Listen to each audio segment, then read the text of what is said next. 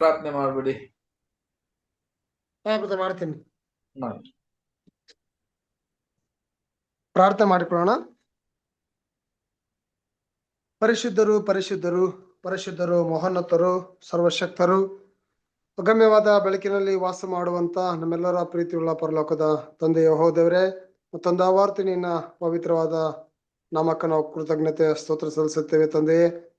ತಂದೆಯೇ, ನಮ್ಮೆಲ್ಲರನ್ನು ಕೂಡ ಇನ್ನೂ ಪಾಪಿಗಳಾದ ನಮ್ಮನ್ನ ಇನ್ನೂ ಕೂಡ ಜೀವಿತರ ಪಟ್ಟಿಯಲ್ಲಿ ಎಣಿಸಿ ಈ ದಿನವನ್ನು ಸಹ ದೇವರೇ ನಮಗೆ ಕೊಟ್ಟು ಈ ಸಂಜೆ ವೇಳೆಯಲ್ಲಿ ಸಹೋದರ ಮುಖಾಂತರವಾಗಿ ಈ ದೇವದರ್ಶನ ಗುಡಾರದ ವಿಷಯವಾಗಿ ಅನೇಕ ಸತ್ಯಗಳನ್ನ ಕಲೀಲಿಕ್ಕೆ ದೇವರೇ ನಮಗೆ ಪ್ರತಿ ವಾರವೂ ನಮಗೆ ಸಹಾಯ ಮಾಡುತ್ತಿದ್ದಿ ದೇವರೇ, ನಿಮಗೆ ಕೃತಜ್ಞತೆಗಳನ್ನು ಸಲ್ಲಿಸುತ್ತೇವೆ. ಬೋಧಿಸುವಂತ ಜಾನ್ ರಾಡ್ ಅವ್ರ ಕುಟುಂಬವನ್ನು ಕೂಡ ಸಹೋದರನು ಕೂಡ ವಿಶೇಷವಾಗಿ ಆಶೀರ್ವಾದ ಮಾಡ್ರಿ. ಅವರಿಗೆ ದೇವರ ಆತ್ಮಿಕ ಜೀವಿತಕ್ಕೆ ಏನೆಲ್ಲ ಒಂದು ಸಹಾಯ ಬೇಕು ಎಲ್ಲವನ್ನು ಕೂಡ ದೇವರೇ ಇದುವರೆಗೂ ಒದಗಿಸಿ ಕೊಡುತ್ತಾ ಬಂದಿದ್ದೀರಿ. ಮುಂದೆಯೂ ಕೂಡ ದೇವರೇ ಒದಗಿಸುತ್ತಾ ನೀವು ಕೊಡುವಂತ ದೇವರಾಗಿದ್ದೀರಿ. ಅದಕ್ಕಾಗಿ ದೇವರೇ ನಾವು ನಿಮಗೆ ಕೃತಜ್ಞತೆಗಳನ್ನ ಸ್ತೋತ್ರಗಳನ್ನು ಸಲ್ಲಿಸುತ್ತೇವೆ. ಈ ಕೂಟಕ್ಕೆ ಬಂದಿರುವಂತ ಮತ್ತು ಬರೆದಿರುವಂತ ಎಲ್ಲಾ ಸಹೋದರಿಗಳನ್ನು ಕೂಡ ದೇವರೇ ನಾವು ನೆನಪು ಮಾಡಿಕೊಳ್ಳುತ್ತೇನಪ್ಪ. ಎಲ್ಲರೂ ಕೂಡ ಬಂದು ನಿಮ್ಮ ಸತ್ಯವನ್ನು ಕಲಿತು ನಿಮ್ಮ ಪ್ರೀತಿಯ ಒಬ್ಬನೇ ಮಗನಾಗಿರುವಂತ ಯೇಸು ಕ್ರಿಸ್ತನ ಒಂದು ಗುಣ ಸ್ವಭಾವಗಳಲ್ಲಿ ಹೆಜ್ಜೆ ಜಾಡಿನಲ್ಲಿ ನಡೆದು ಈ ಭೂಲೋಕದಲ್ಲಿ ನಿಮಗೆ ಮೆಚ್ಚಿನ ಮಕ್ಕಳಾಗಿ ಜೀವಿಸಲಿಕ್ಕೆ ನಮ್ಮೆಲ್ಲರಿಗೂ ಕೂಡ ದೇವರ ಸಹಾಯ ಮಾಡ್ರಿ. ಈ ಕೂಟದ ಆರಂಭದಿಂದ ಹಿಡಿದು ಅಂತ್ಯದವರೆಗೂ ಎಲ್ಲ ಅಡೆತಡೆಗಳನ್ನು ತಂದೆ ದೇವರೇ ನೀವು ತೆಗೆದು ಹಾಕಿ ಸಹೋದರೊಟ್ಟಿಗೆ ಮಾತನಾಡುವಾಗ ನೀವು ಜೊತೆಗಿದ್ದು ಒಂದೊಂದು ವಾಕ್ಯದಲ್ಲಿಯೂ ಅವ್ರ ಜೊತೆಯಲ್ಲಿ ಇದು ಮಾತನಾಡಿ ನಡೆಸಿಕೊಡ್ಬೇಕಾಗಿ ನಾನು ಬೇಡಿಕೊಳ್ಳುತ್ತೇನೆ ದೇವರೇ. ಎಲ್ಲವನ್ನು ನಿನ್ನ ಚಿತ್ತಕ್ಕೆ ಒಪ್ಪಿಸಿ ಕೊಡ್ತಾ ಈ ಚಿಕ್ಕ ಪ್ರಾರ್ಥನೆಯನ್ನ ನಿಮ್ಮ ಪ್ರೀತಿಯ ಒಬ್ಬನೇ ಮಗನು ನಮ್ಮ ಕರ್ತನು ನಮ್ಮ ರಕ್ಷಕನು ಒಡೆಯನು ವಿಮೋಚಕನು ಆಗಿರುವ ಯೇಸು ಕ್ರಿಸ್ತನ ಪರಿಶುದ್ಧ ನಾಮದಲ್ಲಿ ಪ್ರಾರ್ಥಿಸಿ ಬೇಡಿ ಹೊಂದಿಕೊಂಡಿದ್ದೇವೆ ನಮ್ಮ ಪರಲೋಕದ ತಂದೆ, ಆಮೇನ್. ಸೊ ಕರ್ತನಲ್ಲಿ ಪ್ರಿಯ ಸಹೋದರ ಸಹೋದರಿಯರೇ, ಮತ್ತೊಂದು ಬಾರಿ ದೇವರು ತಂದೆಯ ದೇವರಿಗೂ ಅವ್ರ ಮಗನಾದ ಕ್ರಿಸ್ತನಿಗೂ ಈ ಒಂದು ಈ ಸಮಯದಲ್ಲಿ ಕೂಡ ಕೃತಜ್ಞತೆಯನ್ನು ಹೇಳಿಕೊಂಡು, ಸಹೋದರ ಸಹೋದರಿಯರೇ, ಹೋದ ವಾರ ನಡೆದಿದಂತ ಪಾಠ ನಾವು ನೋಡ್ಬೇಕಾದ್ರೆ ಈ ಬಾಕಿಳುಗಳು ಮತ್ತೆ ಅಲ್ಲಿದ್ದಂತ ಒಂದು ತೆರೆ ಅಲ್ವಾ, ಅದನ್ನ ಓದಿದ್ದೀರಿ. ಸಹೋದರ ಸಹೋದರಿಯರೇ, ಇವಾಗ ನಾವು ಯಾವ ಒಂದು ಪಾಠನ ನೋಡ್ತಾ ಇದ್ದೀರಿ ಅಂತ ಹೇಳಿದ್ರೆ, ನಮಗೆಲ್ಲ ಗೊತ್ತಿದ್ದಂಗೆ ಹೋದ ವಾರ ಕೆಲವು ಪ್ರಶ್ನೆಯನ್ನು ಕೇಳ್ತಿದ್ದೆ ನಾನು. ಏನಂತ ಹೇಳಿದ್ರೆ, ಅಲ್ಲಿ ಬಾಕಿಲಲ್ಲಿ ಇದ್ದಿದ್ದಂತ ಕಂಬಗಳು ಇತ್ತು. ಆ ಕಂಬಗಳು ನೋಡ್ಬೇಕಾದ್ರೆ ಸಹೋದರ ಸಹೋದರಿಯರೇ, ಆ ಕಂಬಗಳು ಏನಾಗಿತ್ತು, ಅದು ಏನದನ್ನ ಸೂಚನೆ ಮಾಡ್ತಿದೆ ಅಂತ ನಾವು ನೋಡ್ತಿದ್ದು ಅಲ್ವಾ. ಆದ್ರಿಂದ ಬಾಕ್ಲು ಹೊರಗಡೆ ಆ ಅಂಗಳದಲ್ಲಿ ಇದ್ದಿದ್ದಂತ ಅಲ್ಲಿ ಒಂದು ಬಾಕ್ಲಿದೆ, ಅಲ್ಲಿಗೆ 4 ಪಿಲ್ಲರ್ಗಳು ಅಂತ ಹೇಳಿದ್ರೆ 4 ಕಂಬಗಳೈತೆ. ಆ 4 ಕಂಬಗಳು ಯಾವುದು ಅಂತ ನಾವು ನೋಡಿದೀವಿ. ಆ 4 ಕಂಬಗಳು ಅದ್ರ ಮೇಲೆ ಏನಾಗಿತ್ತು ಅಂತ ಕೇಳಿದ್ರೆ, ಆ ಡೇರಾ ಅಂತ ಹೇಳುವಾಗ ಆ ತೆರೆಯನ್ನು ಅದ್ರ ಮೇಲೆ ಅದನ್ನು ಹಾಕಬೇಕಾಗಿತ್ತು. ಅದರ ಒಂದು ಸೈಜ್ ಅಂದ್ರೆ ಅದ ಅಳತೆ ಎಷ್ಟಿತ್ತು ಅಂತ ಹೇಳಿದ್ರೆ, ಅದಕ್ಕೆ 5 × 20 5 ಒಂದು ಎತ್ತರ ಇತ್ತು. ಅದರ ಅಗಲ ಬಂದು 20 ಅಂತ ನಾವು ನೋಡಿದ್ದೀವಿ. ಇದು ಸಹೋದರ ಸಹೋದರಿಯರನ್ನು ನೋಡುವಾಗ ಅದು ಎಲ್ಲ ಕೂಡಿಸುವಾಗ ಅದು 100 ಅಂತ ಬರುವಾಗ ಆ 100 ಎಲ್ಲೆಲ್ಲ ಬರ್ತಾ ಇದೆಯೋ ಅದೆಲ್ಲ ಕ್ರಿಸ್ತನನ್ನ ಹೋಲಿಕೆ ಮಾಡ್ತಿದೆ ಅಂತ ಕೂಡ ನಾವು ನೋಡಿದೀವಿ. ಸರಿ, ಇಲ್ಲಿ ಇರುವಾಗ ಸಹೋದರ ಸಹೋದರಿ, ಆ 4 ಪಿಲ್ಲರು ಏನಪ್ಪಾ ಅಂತ ಹೇಳಿದ್ರೆ, ಆ ಸುವಾರ್ಥ ಕಾಲದಲ್ಲಿ ಆ ಸುವಾರ್ತೆ ಅಂತ ಹೊರಗಡೆ ಬರುವಾಗ ಅಲ್ಲಿ ಇದ್ದಿದ್ದಂತ 4 ಬಹಳ ಸ್ತಂಭಗಳಾಗಿರುವಂತ ಆ ಪುಸ್ತಕಗಳು ಅಲ್ವಾ. ಆ ಪುಸ್ತಕ ಏನಾಗುತ್ತಂತ ಕೇಳಿದ್ರೆ, 4 ಪುಸ್ತಕ ಅಂತ ಕೇಳಿದ್ರೆ ಮತ್ತೆಯು, ಮಾರ್ಕು, ಲೂಕು, ಯೋಹಾನ ಅಲ್ವಾ. ಈ 4 ಪುಸ್ತಕದಲ್ಲಿ ಕ್ರಿಸ್ತನ ಬಗ್ಗೆ ಮಾತ್ರವೇ, ಕ್ರಿಸ್ತನ ಒಂದು ಜೀನಿಯಾಲಜಿ ಅಂತ ಹೇಳ್ಬೇಕು ಅಂತ ಹೇಳಿದ್ರೆ, ಕ್ರಿಸ್ತನ ಹುಟ್ಟಿದ್ದು, ಕ್ರಿಸ್ತನ ಮರಣ, ಇದೆಲ್ಲ ನೋಡಿದ್ರೆ ಅವರ ಪುನರ್ತನ, ಇವೆಲ್ಲ ಕ್ರಿಸ್ತನ ಒಂದು ಬಹಳ ಮುಖ್ಯವಾಗಿ ಹೇಳುವ ಎಲ್ಲ ಕ್ರಿಸ್ತನ ವಿಷಯಗಳಲ್ಲಿ ಅದನ್ನ ಬಹಳ ಸ್ತಂಭವಾಗಿತ್ತು ಅಂತ 4 ನಾವು ನೋಡಿದ್ದೀವಿ ಸಹೋದರ ಸಹೋದರರೇ. ಅದೇ ತರ ನೋಡ್ಬೇಕಾದ್ರೆ ನೋಡಿ, ಇದು ಗೇಟ್ ನಾನು ಹಾಕಿದ್ದೀನಿ ಇಲ್ಲಿಗೆ, ಅದು ಗೇಟ್ ಆಗಿತ್ತು. ಅದೇ ತರ ಸಹೋದರ ಸಹೋದರರೇ, ನೆಕ್ಸ್ಟ್ ನಾವು ಯಾವ್ದಪ್ಪ ನೋಡಿದ್ವಿ ಅಂತ ಹೇಳಿದ್ರೆ, ಅದು ಒಳಗೆ ಇದ್ದಿದ್ದಂತ ಅದು ಕೂಡ ಬಾಕಿಲಂತ ಹಾಕಿದ್ದಾರೆ, ಆದ್ರೆ ಅದಕ್ಕೆ 5 ಸ್ತಂಭಗಳು ಇದೆ ಅಂತ ನೋಡಿದ್ವಿ. ಅದ ಇದು ಒಳಗೆ ಹೋದ್ಮೇಲೆ ಸ್ತಂಭಗಳು ಅಂತ ಹೇಳುವಾಗ 5 ಸ್ತಂಭಗಳು ಸೋದರ ತಗೊಬೇಕಾದ್ರೆ ಇದಕ್ಕೆ 5 ಎಲ್ಲಪ್ಪ ಹುಡುಕೋದು, ಏನಂತ ಹುಡುಕೋದು ಅಂತ ಹೇಳುವಾಗ ಇದಕ್ಕೆ 5 ಸ್ತಂಭಗಳು ಅಂತ ನಾವು ತಗೊಳಕ್ಕಾಗಲ್ಲ. ಯಾಕಂತ ಕೇಳಿದ್ರೆ ದೇವದರ್ಶನ ಗೂಡಾರ ಬಂದು ಈ 2 ಕಂಬಗಳು ಸೈಡ್ ಅಲ್ಲಿ ಇರುವ 2 ಕಂಬಗಳಲ್ಲಿ ಅದನ್ನ ಸೇರಿಸಿ ಅದನ್ನ ಕಟ್ಟಿರ್ಬೇಕು. ಇದಕ್ಕೆ 5 ಕಂಬ ಇದ್ರೆ ಕೂಡ 4 ವೆಂಟು ಅಂತ ಹೇಳಿದ್ರೆ ಆ ಒಳಗೆ ಹೋಗುವ ಒಂದು ಜಾಗ ಇರ್ತದಲ್ಲ, ಆ 4 ಜಾಗಗಳು ಅದರಲ್ಲಿ ಇರ್ತದೆ ಅಂತ. ಸರಿ, ಇಲ್ಲಿಗೆ ಇಲ್ಲಿದ್ದಂತ ಕಂಬ 4 ಕಂಬಗಳಿತ್ತು. ಆ 4 ಕಂಬ ಏನಂತ ಕೇಳಿದ್ರೆ ಕ್ರಿಸ್ತನ ಆತನ ಒಂದು ಮಹಿಮೆ, ಆತನ ಒಂದು ಹುಟ್ಟಿದಂತ, ಆಮೇಲೆ ಅದು ಎಲ್ಲಿ ತನಕ ಅಂತ ಕೇಳಿದ್ರೆ ಅದನ್ನ ಶಿಲುಬೆಯ ಮರಣ ತನಕ ಅದರ ಇದ್ದಿದ್ದಂತ ಎಲ್ಲಾ ಚರಿತ್ರವನ್ನು ಅದರಲ್ಲಿ ಕ್ರಿಸ್ತನ ಬಗ್ಗೆ ಬರಿತಾ ಇತ್ತು. ಅದರ ಎಲ್ಲಾ ವಿಷಯಗಳನ್ನ ಅದನ್ನ ಓದದ ಮೇಲೆ ನಾವು ಏನ್ ಅರ್ಥ ಮಾಡ್ಕೊಬೇಕು ಅಂತ ಹೇಳಿದ್ರೆ, ನಮಗೆಲ್ಲ ಗೊತ್ತಿದ್ದಂಗೆ ನಮ್ಮ ಒಂದು ನಡೆಯುವ ದಾರಿಯನ್ನು ಬದಲಾವಣೆ ಆಗ್ಬೇಕು. ನಾವು ಮುಂಚೆನೆ ಹೇಳಿದ್ದೀನಿ, ಯಾವಾಗ ಜಸ್ಟಿಫಿಕೇಶನ್ ಅಂತ ಒಬ್ರು ಬರ್ತಾರೆ ಅಂತ ಹೇಳಿದ್ರೆ, ಜಸ್ಟಿಫಿಕೇಶನ್ ನೀತಿವಂತನ್ ಅಂತ ಹೇಳುವಾಗ ನಾನು ಪಾಪ ಮಾಡ್ದಿರ ಇರೋನ ನೀತಿವಂತನಂತ ಇದರಲ್ಲಿ ಬರೋದಿಲ್ಲ.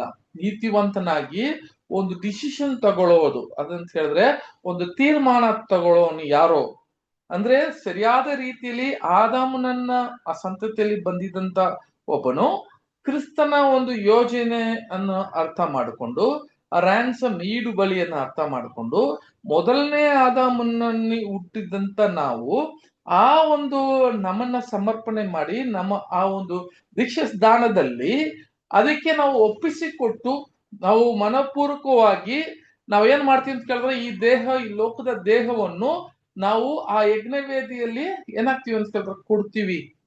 ಕೊಟ್ಟದ ಮೇಲೆ ನಮ್ಮ ಬದಲಾವಣೆ ನೂತನ ಸೃಷ್ಟಿಯಾಗಿ ನಮ್ಮ ಜಸ್ಟಿಫಿಕೇಶನ್ ತಗೊಳ್ಳುವಾಗ ಅದು 2ನೇ ಭಾಗವಾಗಿ ನಾವು ಆ ದಾರಿಯನ್ನ ಹುಡುಕುತ್ತೀವಿ. ಅದು ಯಾಕೆ ಹುಡುಕ್ತಿವಿ ಅಂತ ಯಾವ ಹೋಗ್ತೀವಿ ಅಂತ ಕೇಳಿದ್ರೆ, ಈ ಸುವಾರ್ಥ ಕಾಲದಲ್ಲಿ ನಮಗೆ ಏನಾಗುತ್ತೆ ಅಂತ ಕೇಳಿದ್ರೆ, ಆ ಕರೆ ಏನ್ ಕರೆಪ್ಪ ಅಂತ ಕೇಳಿದ್ರೆ ಉನ್ನತವಾದ ಒಂದು ಕರೆ, ದೇವರ ರಾಜ್ಯದಲ್ಲಿ ಇರುವಂತ ಕರೆ. ಆ ಕರೆ ಬಂದು ಎಂತ ಒಂದು ವಿಷಯ ಅಂತ ಕೇಳಿದ್ರೆ, ನಾವು ಆ ಗುಣಲಕ್ಷಣಗಳಲ್ಲಿ ನಾವು ಬದಲಾವಣೆ ಆಗ್ಬೇಕು. ಅದರಲ್ಲಿ ಅವರ ಸಾರೂಪ್ಯಕ್ಕೆ ನಾವು ಬರುವಾಗಲೇ ಮಾತ್ರವೇ ನಾವು ಏನ್ ಮಾಡಕ್ ಸಾಧ್ಯ ಅಂತ ಕೇಳಿದ್ರೆ, ಸೋದರರೇ, ನಾವು ಆ ಮಹಾಪವಿತ್ರ ಸ್ಥಳಕ್ಕೆ ಹೋಗೋದಕ್ಕೆ ಸಾಧ್ಯ. ಈಗ ಇಲ್ಲಿ ಇರುವ ವಿಷಯ 4 ಅಂತ ಇರುವಾಗ ದೇರ್ ಆರ್ 4 ವೆಂಟ್ಸ್, 4 ವೆಂಟ್ ಇದೆ ಅಂತ ಹೇಳ್ತಾರೆ. ಈ 4 ವೆಂಟು ನಮಗೆ ಏನ್ ಸೂಚನೆ ಆಗ್ತದೆ ಅಂತ ಕೇಳಿದ್ರೆ, ಆಮೇಲೆ ಕೂಡ 2 ವಿಷಯಗಳು ಇರ್ತದೆ ಸಹೋದರರೇ. ಒಂದು ಇಲ್ಲಿಗೆ ಸಾರಿ ಯಾರೋ ಫೋನ್ ಮಾಡ್ತಾರೆ. ಏನಂತ ಕೇಳಿದ್ರೆ ಸಹೋದರರೇ, ಈ 4 ವೆಂಟಲ್ಲಿ ವೆಂಟ್ ಅಂತ ಹೇಳುವಾಗ ಅದು ಒಂದು ದೇವರ ಕರೆ. 4 ಗುಣಲಕ್ಷಣಗಳನ್ನ ಅದನ್ನು ಸೂಚನೆ ಮಾಡ್ತದೆ. ಅದನ್ನ ಮನಸ್ಸಲ್ಲಿ ಇಟ್ಟುಕೊಂಡು ನಾವು ಯಾವ್ದಕ್ಕೆ ಎಂಟರ್ ಆಗ್ತೀವಿ, ಯಾವ್ದೊಳಗೆ ಹೋಗ್ತೀವಿ ಅಂತ ಕೇಳಿದ್ರೆ ಆ ಪವಿತ್ರ ಸ್ಥಳದಲ್ಲಿ ನಾವು ಪವಿತ್ರ ಸ್ಥಳಕ್ಕೆ ಹೋಗ್ತೀವಿ. ಈ ಪವಿತ್ರ ಸ್ಥಳಕ್ಕೆ ಹೋಗುವಾಗ ನೋಡ್ರಿ, ಈ ಕಂಬಗಳೆಲ್ಲ ಸಹೋದರರೇ ಏನಾಗಿರ್ತದೆ ಅಂತ ಹೇಳುವಾಗ ನಾವು ಇಲ್ಲಿ ನೋಡ್ದಂಗೆ ಇಲ್ಲಿ ಈ ಕಂಬಗಳೆಲ್ಲ ನಾವು ಅವಾಗೆ ಓದಿದ್ದೀವಲ್ಲ. ಈ ಏನು ವಾಕ್ಯ ಓದೋದು, ಕೆಲವು ವಾಕ್ಯಗಳು ಓದೋದು ಬೇಡ, ಯಾಕಂದ್ರೆ ಓದುವಾರನೇ ನಾವು ಓದಿದ್ದೀವಿ. ಈ 4 ಸ್ತಂಭಗಳು ಮಾತ್ರ ಇಲ್ಲ, ಒಳಗೆ ಇದ್ದಂತ ದೇವದರ್ಶನ ಗೂಡಾರದ ಒಳಗೆ ಇದ್ದಿದ್ದಂತ ಎಲ್ಲಾ ಕಂಬಗಳನ್ನು ಚಿನ್ನದ ಒಂದು ತಗಡಲ್ಲಿ ಏನಾಗಿದೆ ಅಂತ ಕೇಳಿದ್ರೆ ಅದನ್ನ ಮುಚ್ಚಲ್ಪಟ್ಟಿದೆ ಅಂತ ನೋಡ್ತೀವಿ ಅಲ್ವಾ. ಚಿನ್ನದ ಒಂದು ತಗಡಲ್ಲಿ ಅದನ್ನು ಮುಚ್ಚಲ್ಪಟ್ಟಿದೆ. ಆದ್ರೆ ಅದರ ಒಂದು ಗದಿಗಳು ನೋಡಬೇಕಾದ್ರೆ ಸಹೋದರರೇ ಅದು ತಾಮ್ರದಲ್ಲಿ ಇದೆ ಅಂತ ನೋಡ್ತೀವಿ. ಆ ವಾಕ್ಯ ಮಾತ್ರ ಓದನ, ಮೇಲಿರೋ ವಾಕ್ಯ ಓದ್ರಿ. ವಿಮೋಚನ ಕಾಂಡದಲ್ಲಿ 26ನೇ ಅಧ್ಯಾಯ 36, 37 2 ಓದನ ಅಷ್ಟೇ.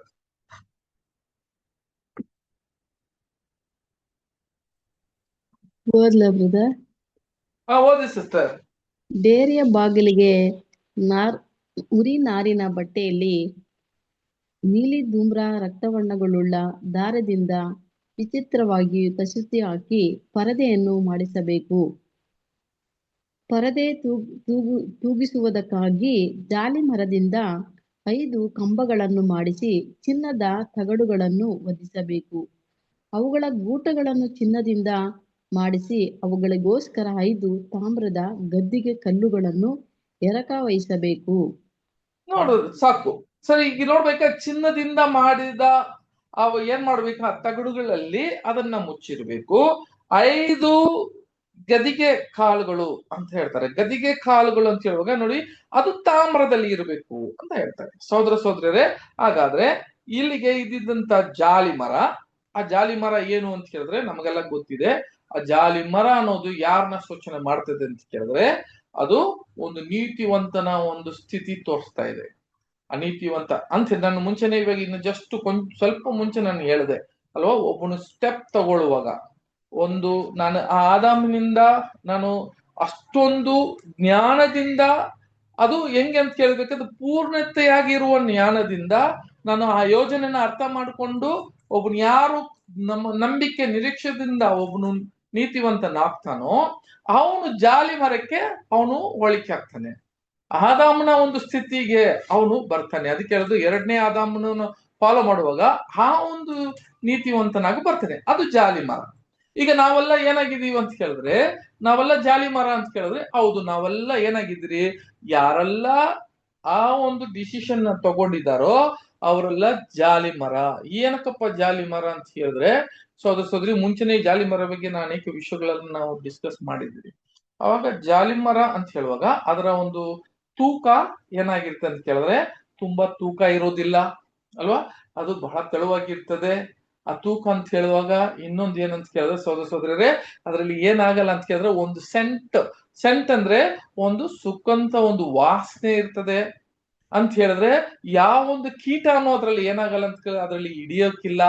ಅದೇ ತರ ಏನಾಗುತ್ತೆ ಅಂತ ಕೇಳಿದ್ರೆ ಸೋದರ ಸೋದರರೇ, ಅದ್ಮೇಲೆ ಒಂದು ಸೆಂಟ್ ಇರೋದಂತ ಬಹಳ ಒಂದು ತೆಳುವಾಗಿರೋದು, ವೆಯ್ಟ್ಲೆಸ್ ಆಗಿರೋದು ಅಂತ ಹೇಳುವಾಗ ಇದು ಯಾರಿಗೆ ಸೂಚನೆ ಆಗ್ತದೆ ಅಂತ ಕೇಳಿದ್ರೆ, ಅದನ್ನ ತಾನೇ ಅದು ಏನಾಗಲ್ಲ ಅಂತ ಕೇಳಿದ್ರೆ ನಾಶ ಅದಾಗಲ್ಲ.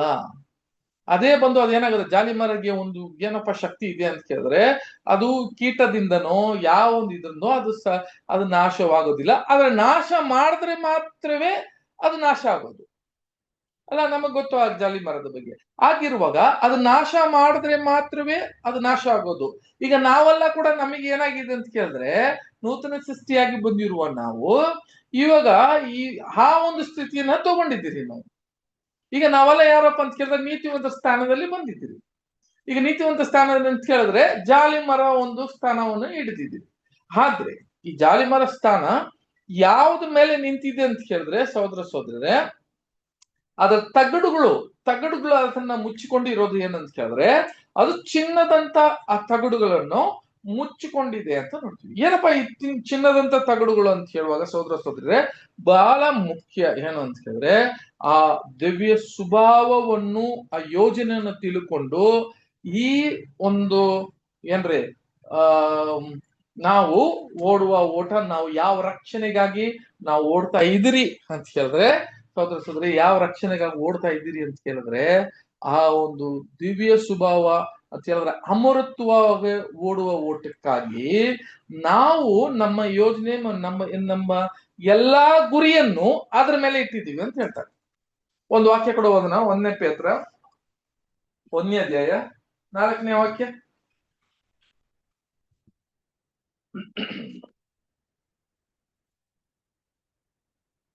ನಮ್ಮನ್ನು ಲಯ ಕಳಂಕ ಕ್ಷಯಗಳಿಲ್ಲದ ಬಾಧ್ಯತೆಯನ್ನು ಎದುರು ನೋಡುವವರನ್ನಾಗಿ ಮಾಡಿದನು. ಆ ಬಾಧ್ಯತೆಯು ನಮಗೋಸ್ಕರ ಪರಲೋಕದಲ್ಲಿ ಇಟ್ಟಿರುವುದು. ಒಂದ್ ನಿಮಿಷ ಅಷ್ಟೇ.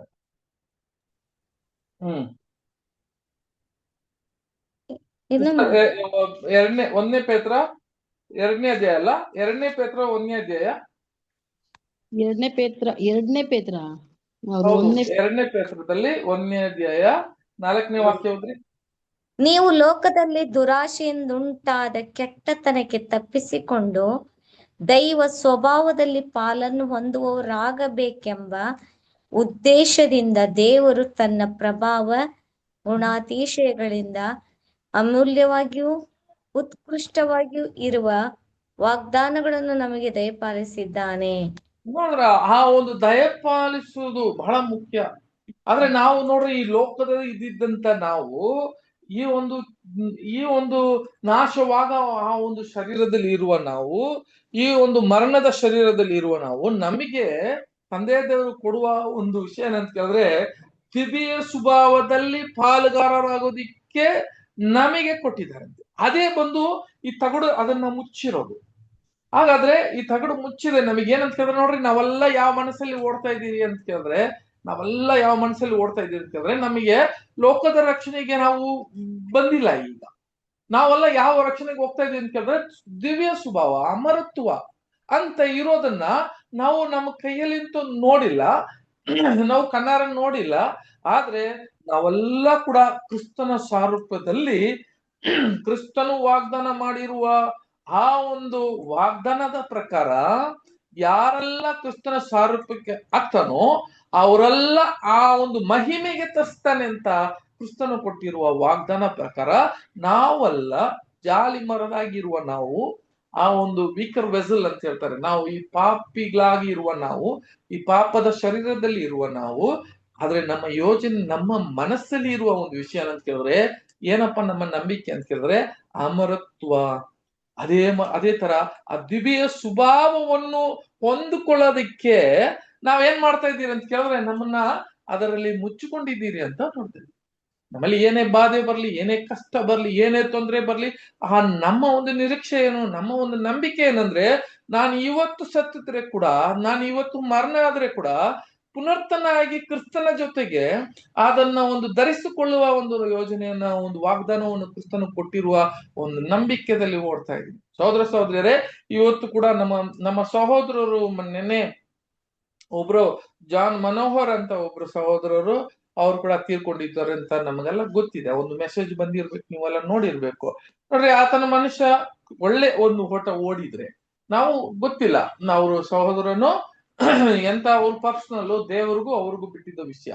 ಆದ್ರೂ ಆತನ ಒಂದು ಒಳ್ಳೆ ಒಂದು ರೀತಿಯಲ್ಲಿ, ಒಳ್ಳೆ ಒಂದು ದಾರಿಯಲ್ಲಿ, ಆ ಒಂದು ಮಾರ್ಗದಲ್ಲಿ ನಡೀತಾ ಇದ್ದಿದ್ರೆ, ನಡೆದು ಹೋಗಿದ್ರೆ ಈತನು ಇವಾಗ ಅವರು ಆ ಒಂದು ಸಮಾಜದಲ್ಲಿ ಇರೋ ಮನುಷ್ಯ ಅಲ್ಲ. ಅದು ಅವ್ರು ಅವಾಗೆ ಯಾವತ್ತು ಅವರು ಬೆಡ್ಡಲ್ಲಿ ಅದನ್ನ ಒಂದು ಹಾಸಿಗೆದಲ್ಲಿ ಮಲಗ್ತಾ ಇರುವಾಗಲೇ ಅದನ್ನ ಒಂದು ಅವರು ಏನಾಗಿದೆ ಅಂತ ಕೇಳಿದ್ರೆ ಅವ್ರ ಜೀವ ಹೋಯ್ತು. ಅವರು ಹಾಸಿಗೆದಲ್ಲಿ ಮಲಗ್ತಾ ಇರುವಾಗ್ಲೇ ಆ ಜೀವ ಹೋಯ್ತು. ಆ ಮನುಷ್ಯ ಹೋಗುವಾಗ ಇಮಿಡಿಯೇಟ್ ಏನಾಗಿರ್ತಾನೆ ಅಂತ ಕೇಳಿದ್ರೆ ಹಂಗೆ ಬಂದು ಅವನು ಆತ್ಮೀಯ ಒಂದು ಶರೀರವನ್ನು ಪಡ್ಕೊಳ್ಳೋದಿಕ್ಕೆ ಅವಳಿಗೆ ಒಂದು ಅವಕಾಶ ಸಿಕ್ಕಿರ್ಬೋದು, ನಮಗ್ ಗೊತ್ತಿಲ್ಲ. ನೋಡಿ, ಇದೇ ಒಂದು ನಮ್ಮ ನಿರೀಕ್ಷೆ, ಇದೇ ನಮ್ಮ ನಂಬಿಕೆ. ಇದರಿಂದ ನಾವು ಯಾವತ್ತು ಬೇಕಾದ್ರೆ, ನಮಗೆ ಒಂದು ದೊಡ್ಡ ಎಕ್ಸಾಂಪಲ್ ಸಹೋದರ ಸಹೋದರಿಯರೇ, ಆತನು ಬ್ರದರು ಜಾನ್ ಮನೋಹರನವರು ಅವರು ಒಳ್ಳೆ ಒಂದು ಒಳ್ಳೆ ಒಂದು ಮೈಂಟೈನ್ ಮಾಡ್ತಿದ್ದ, ಒಳ್ಳೆ ಒಂದು ಏನ್ರಿ ಆತನ ಎಲ್ಲಾ ಟೆಸ್ಟಿಂಗ್ ಮಾಡೋ ಎಲ್ಲ ಇದ್ದಿದ್ರು. ಆದ್ರೆ ಒಂದು ದಿವಸ ನೆನ್ನೆ ನೈಟ್ ಮಲಗಿದ್ದು, ಅದೇ ಕ್ರಿಸ್ತನ ಒಂದು ಮಾತು ಹೇಳೋ ಒಂದು ವಾಕ್ಯ ಎಲ್ಲ ನಮಗೆ ಜ್ಞಾಪಕ ಇರ್ತದೆ.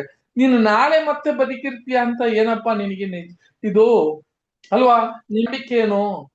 ಅದಕ್ಕೆ ನೋಡಿ, ಹಾಸಿಗೆ ಇಲ್ಲದೆ ಆತನು ಅವ್ನು ನಿದ್ದೆ ಮಾಡ್ತಿದ್ದ, ಬೆಳಗ್ಗೆ ಎದ್ಲಿಲ್ಲ. ಇದೇ ನೋಡ್ರಿ ಎಲ್ಲರಿಗೂ ಒಂದ್ ಪರಿಸ್ಥಿತಿ, ಇಂಥ ಪರಿಸ್ಥಿತಿ ಬರುವಾಗ ನಾಳೆ ನಡೆಯೋದು ನಮಗ್ ಗೊತ್ತಿಲ್ಲ ಸಹೋದರ ಸಹೋದರಿಯರೇ. ನಾನು ಗೊತ್ತಿಲ್ಲ, ಏನಾಗುತ್ತೆ ಅಂತ ಗೊತ್ತಿಲ್ಲ, ಯಾರು ಇರ್ತೀವಿ ಯಾರು ಇರಲ್ಲ ಅಂತ ಗೊತ್ತಿಲ್ಲ. ಅಂತ ಒಂದು ನಂಬಿಕೆದಲ್ಲಿ ನೋಡ್ರಿ, ನಾವು ಯಾವ ನಂಬಿಕೆ, ನಾವು ಸಾಯುವಾಗ ನಮ್ಮ ನಂಬಿಕೆ, ನಾನು ಯಾತಕಕ್ಕೆ ಓಡ್ತಾ ಇದ್ದೀನಿ, ನನ್ನ ನಿರೀಕ್ಷೆ ಏನು, ನನ್ನ ನಂಬಿಕೆ ಏನು ಅಂತ ಬಹಳ ಮುಖ್ಯ. ಏ ಒಂದು ಕಂಬಗಳು ಅದನ್ನ ತೋರಿಸ್ತದೆ ಅಂತ ಹೇಳುವಾಗ, ನಾನು ಜಾಲಿ ಮರ ಈ ಲೋಕದಲ್ಲಿ ಇದ್ದಿದ್ದಂತ ಆ ಒಂದು ಸತ್ಯ ಮಾರ್ಗದಲ್ಲಿ ನಾನು ನೀತಿವಂತನಾಗಿ ಅದನ್ನ ಡಿಸೈಡ್ ಮಾಡಿದ್ದೀನಿ, ಕ್ರಿಸ್ತನ ಒಂದು ಹೆಜ್ಜೆ ಜಾಡಿಯಲ್ಲಿ ಓಡ್ತಾ ಇದ್ದೀನಿ, ಅದು ಜಾಲಿ ಮರ. ಆದ್ರೆ ನನ್ನ ನಂಬಿಕೆ ಏನು ಅಂತ ಹೇಳುವಾಗ, ನನ್ನ ನಂಬಿಕೆ ದಿವ್ಯ ಸ್ವಭಾವ, ನಾ ಅದನ್ನ ಇವತ್ತು ಸತ್ರ ಕೂಡ ಅದನ್ನ ಹೊಂದಿಕೊಳ್ಳೋದಿಕ್ಕೆ ನಾನು ನೋಡ್ತಾ ಇದ್ದೀನಿ. ಮುಖ್ಯ ಅಲ್ವಾ? ಫಿಲಿಪಿಯ 3ನೇ ಅಧ್ಯಾಯ 12-13 ಓದನ ಸಿಸ್ಟರ್.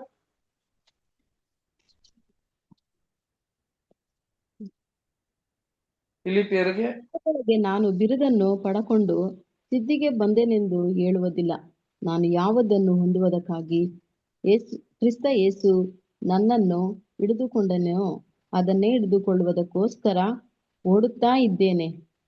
ಸಹೋದರರೇ, ನಾನಂತೂ ಹಿಡಿದುಕೊಂಡವನೆಂದು ನನ್ನನ್ನು ಈವರೆಗೂ ಎಣಿಸಿಕೊಳ್ಳುವುದಿಲ್ಲ. ಆದರೆ ಒಂದು ನಾನು ಹಿಂದಿನ ಸಂಗತಿಗಳನ್ನು ಮರೆತುಬಿಟ್ಟು ಮುಂದಿನವುಗಳನ್ನು ಹಿಡಿಯುವುದಕ್ಕೆ ಎದೆ ಬೊಗ್ಗಿದವನಾಗಿ, ದೇವರು ಕ್ರಿಸ್ತನ ಮೂಲಕವಾಗಿ ನಮ್ಮನ್ನು ಬ್ರದರ್ 14ನೇ ಗಂಟೆ ಓದಿದೆ. ಅದೇ ಕಡೆ ಓದಿಸ್ತೇನೆ, ನೋ ಪ್ರಾಬ್ಲಮ್. ನಮ್ಮನ್ನು ಮೇಲಕ್ಕೆ ಕರೆದು ನಮ್ಮ ಮುಂದೆ ಇಟ್ಟಿರುವ ಬಿರುದನ್ನು ಗುರಿ ಮಾಡಿಕೊಂಡು ಓಡುತ್ತಾ ಇದ್ದೇನೆ. ನೋಡಿದ್ರೆ ಸಹೋದರ ನಮ್ಮ ಮುಂದೆ ಇಟ್ಟಿರುವ ಆ ಬಿರುದು ಅಂತ ಹೇಳ್ತಾರೆ. ಅಂತ ಹೇಳಿದ್ರೆ ಆ ಬಿರುದಲ್ಲ, ಮುಖ್ಯವಾಗಿ ಅಲ್ಲಿ ಇರುವ ನಮ್ಮ ಗುರಿ. ಬಿರುದು ಬಂದು ಆಮೇಲೆ ನಮ್ಮ ಗುರಿ ಏನಂತ ಹೇಳಿದ್ರೆ, ಎದೆ ಬಗ್ಗಿದನಾಗಿ ನಾನು ಯಾತಕ್ಕಾಗಿ ಹಿಡಿದ್ನೋ ಅದನ್ನ ಹಿಡ್ಕೊಂಡಿದ್ದೀನಿ ಅಂತ ಹೇಳ್ತಾರೆ. ಸಹೋದರ ನಮ್ಮ ಗುರಿ ಯಾವ್ದು ಇರ್ಬೇಕಂದ್ರೆ ಇದೇ ನಮ್ಮ ಗುರಿ. ಆಗಿರುವಾಗ ಸಹೋದರ ನಮ್ಮ ಒಂದು ಕಂಬಗಳು ಅದಕ್ಕೆ ಚಿನ್ನದಂತ ತಗಡುಗಳು ಹಾಕಿರೋ ವಿಷಯ ಅಂತ ಕೇಳಿದ್ರೆ, ನಾವು ಏನೇ ಸ್ಥಿತಿಗೆ ನೀತಿವಂತ ಸ್ಥಿತಿಯಾಗಿದ್ರೆ ಕೂಡ ನಮ್ಮ ಮನಸ್ಸು ನಮ್ಮ ಎಲ್ಲ ಎಲ್ಲಿದೆ ಅಂತ ಕೇಳಿದ್ರೆ, ನಾನು ಒಂದು ದಿವಸ ಅಥವಾ ಇಲ್ಲ ಇವತ್ತು ನಾನು ನನ್ನ ಪ್ರಾಣ ಬಿಟ್ರೆ ಕೂಡ ನಾಳೆ ಕ್ರಿಸ್ತನ ಜೊತೆಗೆ ಅಮರತ್ವ ಪಡೆಯೋದಿಕ್ಕೆ ನಾನು ಓಡುವ ಓಟದಲ್ಲಿ ಇದ್ದೀನಿ ಅಂತ ತೋರಿಸ್ತಾ ಇದ್ದೀನಿ. ಆದ್ರೆ ಅದ ಗದಿಕಾಳುಗಳು ಇದೆ. ಆ ಗದಿಕಾಳುಗಳು ಏನಪ್ಪಾ ಅಂತ ಹೇಳಿದ್ರೆ ಅದು ತಾಮ್ರದಲ್ಲಿ ಇದೆ ಅಂತ ಹೇಳ್ತಾರೆ. ಏನು ತಾಮ್ರದಲ್ಲಿ ಇರೋದು ವಿಷಯ ಅಂತ ಹೇಳಿದ್ರೆ, ಇದು ಕೂಡ ಒಂದು ತಾಮ್ರ ಯಾವ್ದನ್ನ ಸೂಚನೆ ಮಾಡುತ್ತೆ ಅಂತ ಹೇಳಿದ್ರೆ ಸಹೋದರರೇ, ಈ ಲೋಕದಲ್ಲಿ ನಾವು ಇರುವ ಒಂದು ತಾಮ್ರದಲ್ಲಿ ಅದನ್ನ ಈ ಒಂದು ಡಿವೈನ್ ನೇಚರ್ ಅಂತ ಕೇಳಿದ್ರೆ ಆ ದಿವ್ಯ ಸ್ವಭಾವವನ್ನು ಅದು ಒಂದು ಟ್ರೆಷರ್ ಅಂತ ಹೇಳ್ತಾರೆ. ಏನ್ ಟ್ರೆಷರ್ ಅಪ್ಪ ಅದು ವಾಕ್ಯ ಓದೋಣ, ಅವಾಗ ಅರ್ಥ ಆಗುತ್ತೆ ಅದನ್ನ.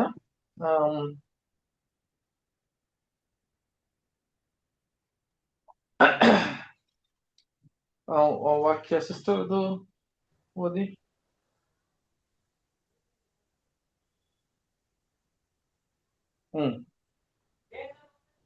ಸಿಸ್ಟರ್ ಇದು ಓದ್ರಿ. ಯಾವ್ದು? 2 ಕೊರಿಂಥಿಯ 4ನೇ ಅಧ್ಯಾಯ 7ನೇ ವಾಕ್ಯ. 2 ಕೊರಿಂಥಿಯರಿಗೆ 4:7. ದೇವರದೇ ನಮ್ಮೊಳಗಿಂದ ಬಂದದ್ದಲ್ಲವೆಂದು ತೋರುವುದಕ್ಕಾಗಿ ಈ ನಿಕ್ಷೇಪವು ಮಣ್ಣಿನ ಘಟಕಗಳಲ್ಲಿ ನಮಗುಂಟು.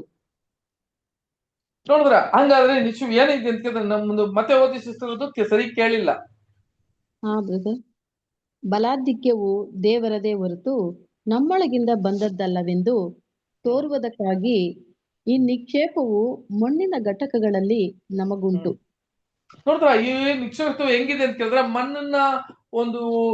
ನಾವು ಮಣ್ಣಿನ ಒಂದು ಪಾತ್ರ, ಒಂದು ಮಡಿಕೆ ಅಂತ ಹೇಳ್ತಾರೆ.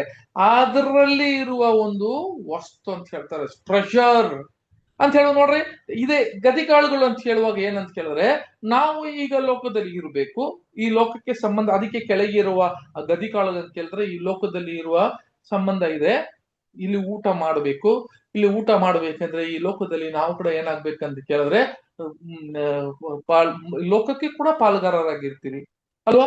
ಏನ್ ಮಾಡ್ತೀವಿ ಅಂತ ಕೇಳಿದ್ರೆ ಈ ಲೋಕದ ಎಲ್ಲಾ ಕಾರ್ಯಗಳು ಕೂಡ ನಾವ್ ಏನಾಗ್ತೀವಿ ಅಂತ ಕೇಳಿದ್ರೆ ಉಪಯೋಗ ಮಾಡ್ಕೊಂಡಿರ್ತೀವಿ. ನಾವು ಲೋಕದವ್ರು ಇಲ್ಲಪ್ಪ ಅಂತ ಹೇಳಿ, ನೀವು ಪರಲೋಕಕ್ಕೆ ಹೋಗೋರು ಅಂತ ಹೇಳಿ ಮನಸ್ಸಲ್ಲಿ ಇದ್ದು ಬಿಟ್ಟು ಈ ಲೋಕದಲ್ಲಿ ನಾನು ಏನು ಮಾಡಕ್ಕಿಲ್ಲ ಅಂತ ಏನಾದ್ರೂ ಮಾಡ್ತಾ ಇದೀವಿ ಅಂತ ಕೇಳಿದ್ರೆ ಇಲ್ಲ. ಆದ್ರೆ ಈ ಗದಿಕಾಳುಗಳು ಅಂತ ಕೇಳಿದ್ರೆ ಇದರ ಫೌಂಡೇಶನ್ ಎಲ್ಲಿದೆ ಅಂತ ಕೇಳಿದ್ರೆ ಈ ಲೋಕದಲ್ಲಿ ಇದೆ. ನಾವು ದುಡಿಯೋದು ಎಲ್ಲ ಒಂದು ಲೋಕದಲ್ಲಿ ಇದೆ. ಮಾಡುವ ಒಂದೊಂದು ವಿಷಯ ಕೂಡ ಮನಸ್ಸಲ್ಲಿ ಏನಿದೆ ಅಂತ ಕೇಳಿದ್ರೆ ಎಲ್ಲ ಈ ಲೋಕದ ಕಾರ್ಯ ಪ್ರಕಾರವೇ ನಾವು ಇದೀವಿ. ಆದ್ರೆ ನಮ್ಮ ಮನಸ್ಸು ಅದು ಏನು ಹೊಂದ್ಕೊಂಡಿದೆ ಒಳಗಡೆ ಇರುವ ಟ್ರೆಷರ್ ಅಂತಾರೆ. ಆ ಟ್ರೆಷರ್ ಏನಂತ ಕೇಳಿದ್ರೆ ಆ ದಿವ್ಯ ಸ್ವಭಾವ. ನಾನು ಅದಕ್ಕಾಗಿ ಓಡ್ತಾ ಇದ್ದೀನಿ. ದಿನ ದಿನ ದಿನ ದಿನ ನಾನು ಏನಾಗ್ಬೇಕು ಅಂತ ಸೋದರೇ ಏನಾಗ್ಬೇಕು ಅಂತ ಹೇಳಿದ್ರೆ ನನ್ನಲ್ಲಿ ಬದಲಾವಣೆ ಇರ್ಬೇಕು. ನೂತನ ಸೃಷ್ಟಿ ಅನ್ನೋದಕ್ಕೆ ನಿಜವಾದ ಅರ್ಥ ಏನು ಅಂತ ಕೇಳಿದ್ರೆ, ಅನೇಕರಿಗೆ ನೂತನ ಸೃಷ್ಟಿಯ ಅರ್ಥ ಬಂದು ಇನ್ನ ಅದು ಸರಿಗೆ ಗೊತ್ತಿಲ್ಲ. ನೂತನ ಸೃಷ್ಟಿ ಅಂತ ಹೇಳಿದ್ರೆ ಏನ್ ಅರ್ಥ ತಿಳ್ಕೊಂಡಿದ್ದಾರೆ ಅಂತ ಕೇಳಿದ್ರೆ, ಕೆಲವರು ದೀಕ್ಷಾ ಸ್ಥಾನ ತಗೊಂಡ್ಬಿಟ್ಟಿದ್ದೀರಿ. ಆ ದೀಕ್ಷಾ ಸ್ಥಾನ ತಗೊಂಡ ತಕ್ಷಣವೇ ನಾವೆಲ್ಲ ನೂತನ ಸೃಷ್ಟಿ ಆಗ್ಬಿಟ್ಟಿದೀವಿ. ಆ ನೂತನ ಸೃಷ್ಟಿಯಲ್ಲೇ ಇವಾಗ ಓಡ್ತಾ ಇದೀವಿ ಅಂತ ಕೆಲವರು ನಂಬ್ತಾ ಇದಾರೆ. ನಾವು ಓಡ್ತಾ ಇದೀವಿ ಕೆಲವರು.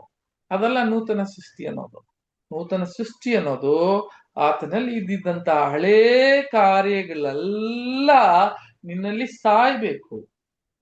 ನೀನು ಹಳೆಯ ಒಂದು ಉದ್ದೇಶ, ಹಳೆಯ ಒಂದು ಏನಂತ ಕೇಳಿದ್ರೆ ನಿನ್ನ ಒಂದು ಏಮ್ ಇರ್ತದೆ, ಒಂದು ಗೋಲ್ ಇರ್ತದೆ, ಒಂದು ಆಂಬಿಷನ್. ಅದು ನನ್ನ ಕನ್ನಡದಲ್ಲಿ ಬರ್ತಿಲ್ಲ. ಅದು ಒಂದು ಆಂಬಿಷನ್ ಇದೆ, ನಾನು ಇದೇ ಮಾಡ್ಬೇಕು, ನಾನು ಹಿಂಗೆ ಇರ್ಬೇಕು ಅಂತ, ನಾನು ಹಿಂಗೆ ಬಾಳ್ಬೇಕು ಅಂತ ಒಂದು ನಿಮ್ಮಲ್ಲಿ ಇದ್ದಿದ್ದಂತ ಎಲ್ಲಾ ವಿಷಯಗಳನ್ನು ನಾನು ದಿನ ದಿನ ದಿನ ಅದಕ್ಕೆ ಸಾಯ್ಬೇಕು. ಹೊಸ ಕಾರ್ಯಗಳಲ್ಲಿ ನಾನು ನಡೀತಾ ಇರ್ಬೇಕು. ಅವನೇ ಹೊಸ ಸೃಷ್ಟಿ. 2 ಕೊರಿಂಥಿಯ ಓದಿ ಸಿಸ್ಟರ್ 4:5-17 ಓದಿ ಸಿಸ್ಟರ್. 2 ಕೊರಿಂಥಿಯನ್ಸ್ 5:17. 2 ಕೊರಿಂಥಿಯ 5:14. 5:14. ಹೀಗಿರಲಾಗಿ ಇಂದಿನಿಂದ ನಾವು ಯಾರನ್ನು ಶರೀರ ಸಂಬಂಧವಾಗಿ ಅರಿತುಕೊಳ್ಳುವುದಿಲ್ಲ. ಕ್ರಿಸ್ತನನ್ನು ಕೂಡ ನಾವು ಶರೀರ ಸಂಬಂಧವಾಗಿ ತಿಳಿದಿದ್ದರೂ ಇನ್ನು ಮುಂದೆ ಆತನನ್ನು ಹಾಗೆ ತಿಳುಕೊಳ್ಳುವುದಿಲ್ಲ. ಕಂಟಿನ್ಯೂ ಮಾಡ್ರಿ. ಹೀಗಿರಲಾಗಿ ಯಾವನಾದರೂ ಕ್ರಿಸ್ತನಲ್ಲಿದ್ದರೆ ಅವನು ನೂತನ ಸೃಷ್ಟಿಯಾದನು. ಈಗ ಪೂರ್ವ ಸ್ಥಿತಿ ಹೋಗಿ ಎಲ್ಲಾ ನೂತನವಾಯಿತು. ಇದೆಲ್ಲ ದೇವರಿಂದಲೇ ಉಂಟಾದದ್ದು. ಆತನು ಪೂರ್ವ ಸ್ಥಿತಿ ಹೋಗ್ಬೇಕು ಅಂತ ಹೇಳ್ತಾರೆ. ಒಬ್ಬನು ಕ್ರಿಸ್ತನಲ್ಲಿ ಬರ್ತಾನೆ, ಈ ದಾರಿ ಮಾರ್ಗವನ್ನು ಒಬ್ಬನು ತಗೊಂತಾನೆ ಅಂತ ಹೇಳಿದ್ರೆ ಅವನು ಕ್ರಿಸ್ತನ ಸ್ಥಿತಿ ಅಂತ ಬರುವಾಗ, ಸಹೋದರ ಸಹೋದರಿಯರೇ, ಇದು ಅರ್ಥ ಏನಂತ, ಪೂರ್ವದೆಲ್ಲ ಹೋಗ್ಬೇಕು ಅನ್ನುವಾಗ ಪೂರ್ವದೆಲ್ಲ ಹೋಯ್ತು. ನಾವೇನ್ ತಿಳ್ಕೊಂತೀವಿ, ಆ ಬ್ಯಾಪ್ಟಿಸಮ್ ತಗೊಳ್ಳುವಾಗ ನಾವು ಏನಪ್ಪಾ ದೀಕ್ಷಾಸ್ನಾನ ತಗೊಂಡಿದೀವಿ, ಅದರಲ್ಲಿ ಸತ್ತಿದೀವಿ, ಹೊಸದಾಗಿ ಕ್ರಿಸ್ತನಲ್ಲಿ ನಾವು ಬದುಕಿದೀವಿ ಅಂತ ಹೇಳ್ಕೊಂಡು ಹೋಗ್ತಾ ಇದ್ರೆ ನಾವು ನಮ್ಮನ್ನ ಎಮರ್ಸ್ಕೊಂಡಿದೀವಿ ಅಂತ ಅರ್ಥ. ನೂತನ ಸೃಷ್ಟಿ ಅನ್ನೋದಕ್ಕೆ ಬಹಳ ಮುಖ್ಯವಂತ ವಿಷಯ. ನಮ್ಮಲ್ಲಿ ಇದ್ದಿದ್ದಂತ ಪೂರ್ವದೆಲ್ಲ ಹೋಗ್ಬಿಡ್ಬೇಕು. ಹೋಗಿದೆ ಅಲ್ಲ, ನಮ್ಮಲ್ಲಿ ಹೋಗ್ಬಿಡ್ಬೇಕು, ಇರಬಾರ್ದು.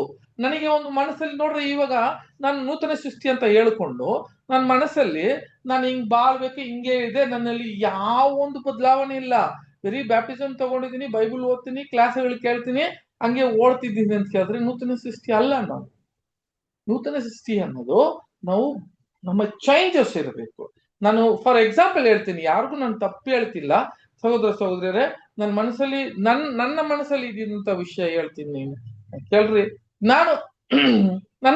ನನಗೆ ಒಂದು ಇಷ್ಟ ಇತ್ತು. ಏನಂತ ಕೇಳಿದ್ರೆ, ನಾನು ಒಂದು ಮನೆ ಕಟ್ಟಬೇಕು. ಅವಾಗಿಂದ ನಾನು ವಿಪ್ರೋದಲ್ಲಿ ಕೆಲಸ ಮಾಡ್ತಿರುವಾಗಲೇ ನನಗೆ ಒಂದು ಆಸೆ ಇತ್ತು.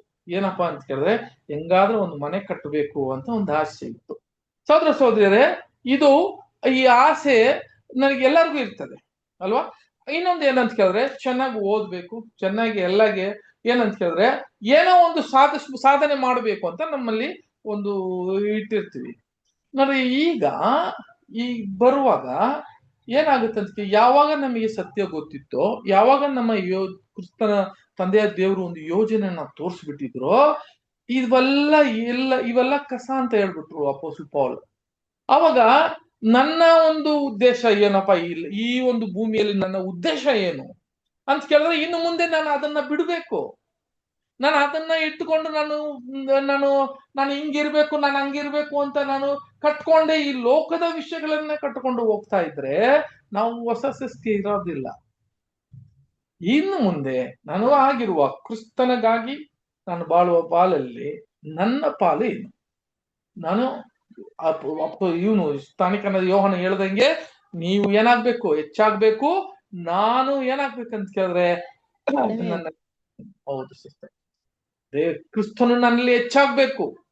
ದಿನ ದಿನ ದಿನ ದಿನ ನಾವು ಏನ್ ಮಾಡ್ಬೇಕಂತ ಕೇಳಿದ್ರೆ, ಆವಾಗಲೇ ನಾವು ನೂತನ ಸೃಷ್ಟಿ ಅನ್ನೋದಕ್ಕೆ ಬಾಧೆಯರಾಗ್ತೀರಿ. ಹೊತ್ತು ಬರೀ ಬ್ಯಾಪ್ಟಿಸಮ್, ಬರೀ ದೀಕ್ಷಾ ತಗೊಂಡಿರೋದ್ರಿಂದ ನಾವು ನೂತನ ಸೃಷ್ಟಿ ಆಗೋದಿಲ್ಲ. ನಮ್ಮ ಮಾತುಗಳಲ್ಲಿ, ನಮ್ಮ ನುಡಿಗಳಲ್ಲಿ, ನಮ್ಮ ನಡೆಯಲ್ಲಿ ದಿನ ದಿನ ನಾವು ಬಾಳುವ ಆ ಒಂದು ಎಲ್ಲ ವಿಷಯದಲ್ಲಿ ಸಹೋದರ ಸಹೋದರಿಯರೇ, ನಮ್ಮಲ್ಲಿ ಬದಲಾವಣೆ ಇದೆಯಾ? ಇದ್ರೆ ಈ ಲೋಕವನ್ನ ಬಿಡ್ತಾ ಇದ್ದೀರಾ? ಒಂದು ವೇಳೆ ಬಿಡ್ತಾ ಇದ್ರೆ, ಲೋಕ ನನಗಿಲ್ಲ, ಪಾತ್ರ ಇಲ್ಲ ಅಂತ ಹೇಳಿ ನೀನು ಮುಂದೆ ಹೋಗೋರು ಯಾರೋ ಅವರು ನೂತನ ಸೃಷ್ಟಿ. ಆದ್ರಿಂದ ಸಹೋದರ ಸಹೋದರಿಯರೇ, ಇದು ಬಹಳ ಮುಖ್ಯ. ಅದಕ್ಕೆ ಅಪೊಸ್ತಲ ಪೌಲ್ ಹೇಳುವಾಗ ಏನ್ ಹೇಳ್ತಾನೆ ಅಂತ ಕೇಳಿದ್ರೆ, 2 ಕೊರಿಂಥಿಯ 5ನೇ ಅಧ್ಯಾಯ 1ರಿಂದ ಕೆಲವು ವಾಕ್ಯ ಓದಿ ಸಿಸ್ಟರ್. ಭೂಮಿಯ ಮೇಲಿರುವ ನಮ್ಮ ಮನೆಯ ಅಂದರೆ ನಮ್ಮ ದೇಹವೆಂಬ ಗುಡಾರವು ಕಿತ್ತು ಹಾಕಲ್ಪಟ್ಟರೂ ದೇವರಿಂದ ಉಂಟಾದ ಒಂದು ಕಟ್ಟಡವು ಪರಲೋಕದಲ್ಲಿ ನಮಗುಂಟೆಂದು ಬಲ್ಲೆವು. ಅದು ಕೈಯಿಂದ ಕಟ್ಟಿದ ಮನೆಯಾಗಿರದೆ ನಿತ್ಯವಾಗಿರುವಂತದಾಗಿದ್ದು, ನಾವು ಈಗಿನ ದೇಹದಲ್ಲಿರುವವರೆಗೂ ನರಳುತ್ತಾ ಪರಲೋಕದಿಂದ ದೊರಕುವ ನಮ್ಮ ನಿವಾಸವನ್ನು ನಾವು ದೇಹದ ಮೇಲೆ ಧರಿಸಿಕೊಳ್ಳಬೇಕೆಂದು ಅಪೇಕ್ಷಿಸುತ್ತೇವೆ. ಆದರೆ ಆ ದಿನದಲ್ಲಿ ನಾವು ಇನ್ನೂ ದೇಹದಲ್ಲೇ ಇದ್ದರೆ ಆ ನಿವಾಸವನ್ನು ದೇಹದ ಮೇಲೆಯೂ ಧರಿಸಿಕೊಳ್ಳುವವು. ಈ ಗುಡಾರದಲ್ಲಿರುವವರಾದ ನಾವು ಭ್ರಾಂತಿ ಹೊಂದಿಕೊಂಡವರಾಗಿ ನರಳುತ್ತೇವೆ. ಇದು ಕಳಚಿ ಹೋಗಬೇಕೆಂಬುದು ನಮ್ಮ ಇಷ್ಟವಲ್ಲ. ಮರ್ತ್ಯವಾದದ್ದು ನುಂಗಿ ಹೋಗಿ ಜೀವವೊಂದು ಉಳಿಯುವಂತೆ ಈ ಗುಡಾರದ ಮೇಲೆ ಆ ನಿವಾಸವನ್ನು ಧರಿಸಿಕೊಳ್ಳಬೇಕೆಂಬುದೇ ನಮ್ಮ ಇಷ್ಟ. ನೋಡಿದ್ರ ಸಹೋದರ ಸಹೋದರಿ, ಹಾಗಿರುವಾಗ ಈ ಗೂಡಾರ ಎಲ್ಲಿ ಇದೆ ಅಂತ ಕೇಳಿದ್ರೆ ಇಲ್ಲಿದೆ. ಆದ್ರೆ ಈ ಗೂಡಾರವನ್ನು ಖಂಡಿತ ನಾವು ಏನಾಗ್ಬೇಕಂತ ಕೇಳಿದ್ರೆ ಬಿಡ್ಲೇಬೇಕು. ಯಾಕಾಗುತ್ತೆ ಸಾಧ್ಯ ಅಂತ ಹೇಳಿದ್ರೆ, ಇದೇ ನಾವು ನೂತನ ಸೃಷ್ಟಿಯಾಗಿ ಇದ್ದಿ ದೇವರು, ತಂದೆಯ ದೇವರು ಆತನ ಕ್ರಿಸ್ತನನ್ನು ನಿನ್ನ ಬದಲಾವಣೆ ಮಾಡಕ್ಕೆ ಏನ್ ಮಾಡಲ್ಲ. ನೀನು ಇದರಲ್ಲಿ ಏನು ಮಾಡಂಗಿಲ್ಲ. ಅವರು ನಮಗ್ ಕೊಡೋದು ಒಂದೇ ದೇವರ ಪವಿತ್ರ ಆತ್ಮ ಕೊಡ್ತಾರೆ, ವಾಕ್ಯಗಳು ಕೊಡ್ತಾರೆ. ಈ ವಾಕ್ಯ, ಇವು ಎರಡು ವಿಷಯಗಳು ನಾವು ನಡಿಬೇಕು. ನಾನು ಮುಂಚೆನೆ ನಿಮಗೆ ಹೇಳಿದ್ದೀನಿ ಸಹೋದರ ಸಹೋದರಿಯರೇ, ಇದು ಯಾವಾಗ ಜ್ಞಾಪಕ ಇಟ್ಟುಕೊಳ್ರಿ. ದೇವರಿಗೆ ಇದ್ದಂತ 4 ಗುಣಲಕ್ಷಣಗಳಿದೆ. ಆ 4 ಗುಣಲಕ್ಷಣಗಳು ಯಾವ್ದು ಅಂತ ಹೇಳಿದ್ರೆ, ಒಂದು ಜ್ಞಾನ, ಇನ್ನೊಂದು ನೀತಿ, ಇನ್ನೊಂದು ಪ್ರೀತಿ, ಇನ್ನೊಂದು ಯಾವ್ದು ಶಕ್ತಿ ಅಲ್ವಾ, ಬಲ. ಈ 4 ವಿಷಯಗಳು ನಮ್ಮಲ್ಲಿ ಉಂಟಾಗಬೇಕು ಅಂತ ಕೇಳಿದ್ರೆ 2 ಮಾತ್ರ ತಂದೆಯ ದೇವರು ನಮಗ್ ಕೊಡ್ತಾನೆ ಅಂತ ಮುಂಚೆನೆ ಹೇಳಿದ್ದೀನಿ. ನೋಡ್ರಿ, ಇಲ್ಲಿ 4 ಜಾಗಗಳು ಅದ್ರ ಒಳಗೆ ಎಂಟರ್ ಆಗುವ ಹೋಗುವ ಒಂದು ದಾರಿ ಇದೆಯಲ್ಲ, ಅದು 4 ಇರೋದು ವಿಷಯ ಏನಪ್ಪಾ ಅದನ್ನ ಅರ್ಥ ಅಂತ ಹೇಳುವಾಗ ಸಹೋದರ ಸಹೋದರಿಯರೇ, ಈ 4 ಗುಣಲಕ್ಷಣಗಳು ಅದೇ ಅಮರತ್ವ. ಈ 4 ಗುಣಲಕ್ಷಣದಲ್ಲಿ ಮೊದಲು ತಂದೆಯ ದೇವರು ನಮಗ್ ಕೊಡೋದು ಏನು ಅಂತ ಕೇಳಿದ್ರೆ ಜ್ಞಾನ ಮಾತ್ರವೇ ಕೊಡ್ತಾರೆ ಸಹೋದರ ಸಹೋದರಿಯರೇ. ಆ ಜ್ಞಾನ ಏನಪ್ಪಾ ಅಂತ ಕೇಳಿದ್ರೆ, ಈ ಜ್ಞಾನದಿಂದ ನಾವು ಬೆಳಿಬೇಕು. ಕ್ರಿಸ್ತನು ಯಾಗೆ ಬಂದು ಆತನ ಚಿಕ್ಕ ವಯಸ್ಸಿಂದಾನೇ ಆತನ ಜ್ಞಾನದಲ್ಲಿ ಬೆಳೆದಂತೆ, ಯಾವ ವಾಕ್ಯಗಳೆಲ್ಲ ಓದಿ ಜ್ಞಾನದಲ್ಲಿ ಬೆಳೆದ್ರಂತೆ ಅಲ್ವಾ ಸಹೋದರ ಸಹೋದರಿಯರೇ. ಅದು ಜ್ಞಾನದಲ್ಲಿ ಬೆಳೆದ ಮೇಲೆ ಇವಾಗ ನೋಡ್ರಿ, ಈ ಕೊನೆಗೆ ಅಂತ ಹೇಳುವಾಗ ಪುನರ್ತನ ಆಗುವಾಗ ತಂದೆಯ ದೇವರು ನಮಗೆ ಕ್ರಿಸ್ತನ ಮುಖಾಂತರ ಶಕ್ತಿಯನ್ನು ಕೊಡ್ತಾನೆ. ಏನ್ ಶಕ್ತಿ? ಆ ಪುನರ್ತನ ಬರುವ ಎಲ್ಲಾ ಕಾರ್ಯಗಳು ಮುಂದೆ ಮಾಡೋಕ್ಕೆ ಶಕ್ತಿಯನ್ನು ಕೊಡ್ತಾನೆ, ಅಮರತ್ವವಾದ ಶಕ್ತಿಯನ್ನು ಕೊಡ್ತಾನೆ. ಆದ್ರೆ ಆ 2ಕ್ಕೆ ನಡುವಲ್ಲಿ ನೋಡುವಾಗ ಪ್ರೀತಿ ನೀತಿ ಅಂತ ಇದೆಯಲ್ಲ, ಇದು 2 ನಾವು ಮಾಡ್ಬೇಕು. ಅದಕ್ಕೆ ಎಲ್ಲೇ ನೋಡ್ರಿ, ಇದು ಹೊಸ ಒಡಂಬಡಿಕೆಯಲ್ಲಿ ಆ ಒಂದು ಅಪೊಸ್ತಲ ಪಾಲ್ ಹೇಳೋದಾಗ್ಲಿ, ಮೊದಲು ನೀವು ನೀತಿಗಾಗಿ ತವಕ ಪಡ್ರಿ ಅಂತ ಹೇಳೋದು ನೋಡ್ತೀವಿ. ನೀತಿಗಾಗಿ ತವಕ ಪಡ್ರಿ, ನಿನ್ನ ಪ್ರೀತಿ ಮಾಡ್ದಂಗೆ ನಿನ್ನ ನೆರೆಯನ್ನ ಪ್ರೀತಿ ಮಾಡ್ರಿ. ಇವು 2 ಮಾತ್ರ ನಮಗೆ ಕೊಟ್ಟಿದ್ದಾರೆ. ಟಾರ್ಗೆಟ್ ಇದೆ. ಈ 2 ನಾವು ಮಾಡ್ಲೇಬೇಕು ಸಹೋದರ ಸಹೋದರಿ. ಅಂತ ಮಾಡವ್ರೆ ಎಲ್ಲಿರ್ತಾರೆ ಅಂತ ಕೇಳಿದ್ರೆ ಇದ್ರ ಒಳಗೆ ಹೋಗೋದಿಕ್ಕೆ ಸಾಧ್ಯ ಅಂತ ಕೇಳಿದ್ರೆ ಆ ಪವಿತ್ರ ಸ್ಥಳದಲ್ಲಿ ನಾವು. ಇವಾಗ ಒಂದು ಅರ್ಥ ಮಾಡ್ಕೊಬೇಕು, ನಮ್ಮ ಮೈಂಡ್ ಅಂತ ಹೇಳುವಾಗ ಸಹೋದರ ಸಹೋದರಿ, ನಮ್ಮ ಮೈಂಡ್ ಏನಿದೆ ಅಂತ ಕೇಳಿದ್ರೆ ನಮ್ಮ ಮನಸ್ಸೆಲ್ಲ ಪರಲೋಕ ವಿಷಯ, ಆ ಒಂದು ದಿವ್ಯ ಸ್ವಭಾವಕ್ಕೆ ಹೋಗುವ ಒಂದು ಮನಸ್ಸು ಇವೆಲ್ಲ ಇದೆ. ಆದ್ರೆ ನಮ್ಮ ಶರೀರ ಬಂದು ಏನಾಗಿದೆ ಅಂತ ಹೇಳಿದ್ರೆ ಮಾಂಸದಲ್ಲಿ ಇರೋ ಇದು ವಿಷಯ. ಹಂಗಾದ್ರೆ ನೋಡಿ, ನಾವು ಯಾವ್ದನ್ನ ಓಡ್ಬೇಕು ಅಂತ ಓಡ್ತಾ ಇದೀವೋ ಅದು ಹೋರಾಟ. ಇದು ದೊಡ್ಡ ಹೋರಾಟ. ಯಾವ್ದಕ್ಕೆ ಹೋರಾಟ ಅಂತ ಕೇಳಿದ್ರೆ ಇದು ಬೇರೆ ಯಾರಿಗೂ ಪಕ್ಕದಲ್ಲಿರೋ ನೆರೆಯನಿಗಿರುವ ಹೋರಾಟ ಅಲ್ಲ, ನಮ್ಮಲ್ಲಿ ಇರುವ ಒಂದು ಹೋರಾಟವೇ. ಏನಂತ ಕೇಳಿದ್ರೆ ಒಂದು ನೂತನ ಸೃಷ್ಟಿಯಾಗಿ ಇರುವ ನಮ್ಮಲ್ಲಿ ಒಂದಕ್ಕೆ ಒಂದು ಹೆಂಗಿದೆಯಾ ಅಂತ ಕೇಳಿದ್ರೆ ಹೋರಾಟ ಇದೆ, ತುಂಬಾ ದೊಡ್ಡ ಹೋರಾಟ ಇದೆ. ಇದನ್ನ ಜಯಿಸ್ಬೇಕು ಅಂತ ಹೇಳ್ತಾರೆ ಗಲಾತ್ಯರಿಗೆ. ಓದನ ಸರ್, ಗಲಾತ್ಯರಿಗೆ 4ನೇ ಅಧ್ಯಾಯ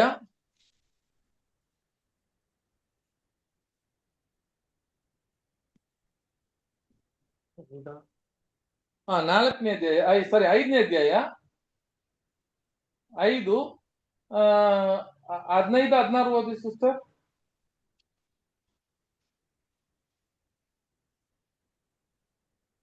ಆದರೆ ನೀವು ಒಬ್ಬರನ್ನೊಬ್ಬರು ಐಚ್ಛೆಪರರ ಆದರೆ ನೀವು ಒಬ್ಬರನ್ನೊಬ್ಬರು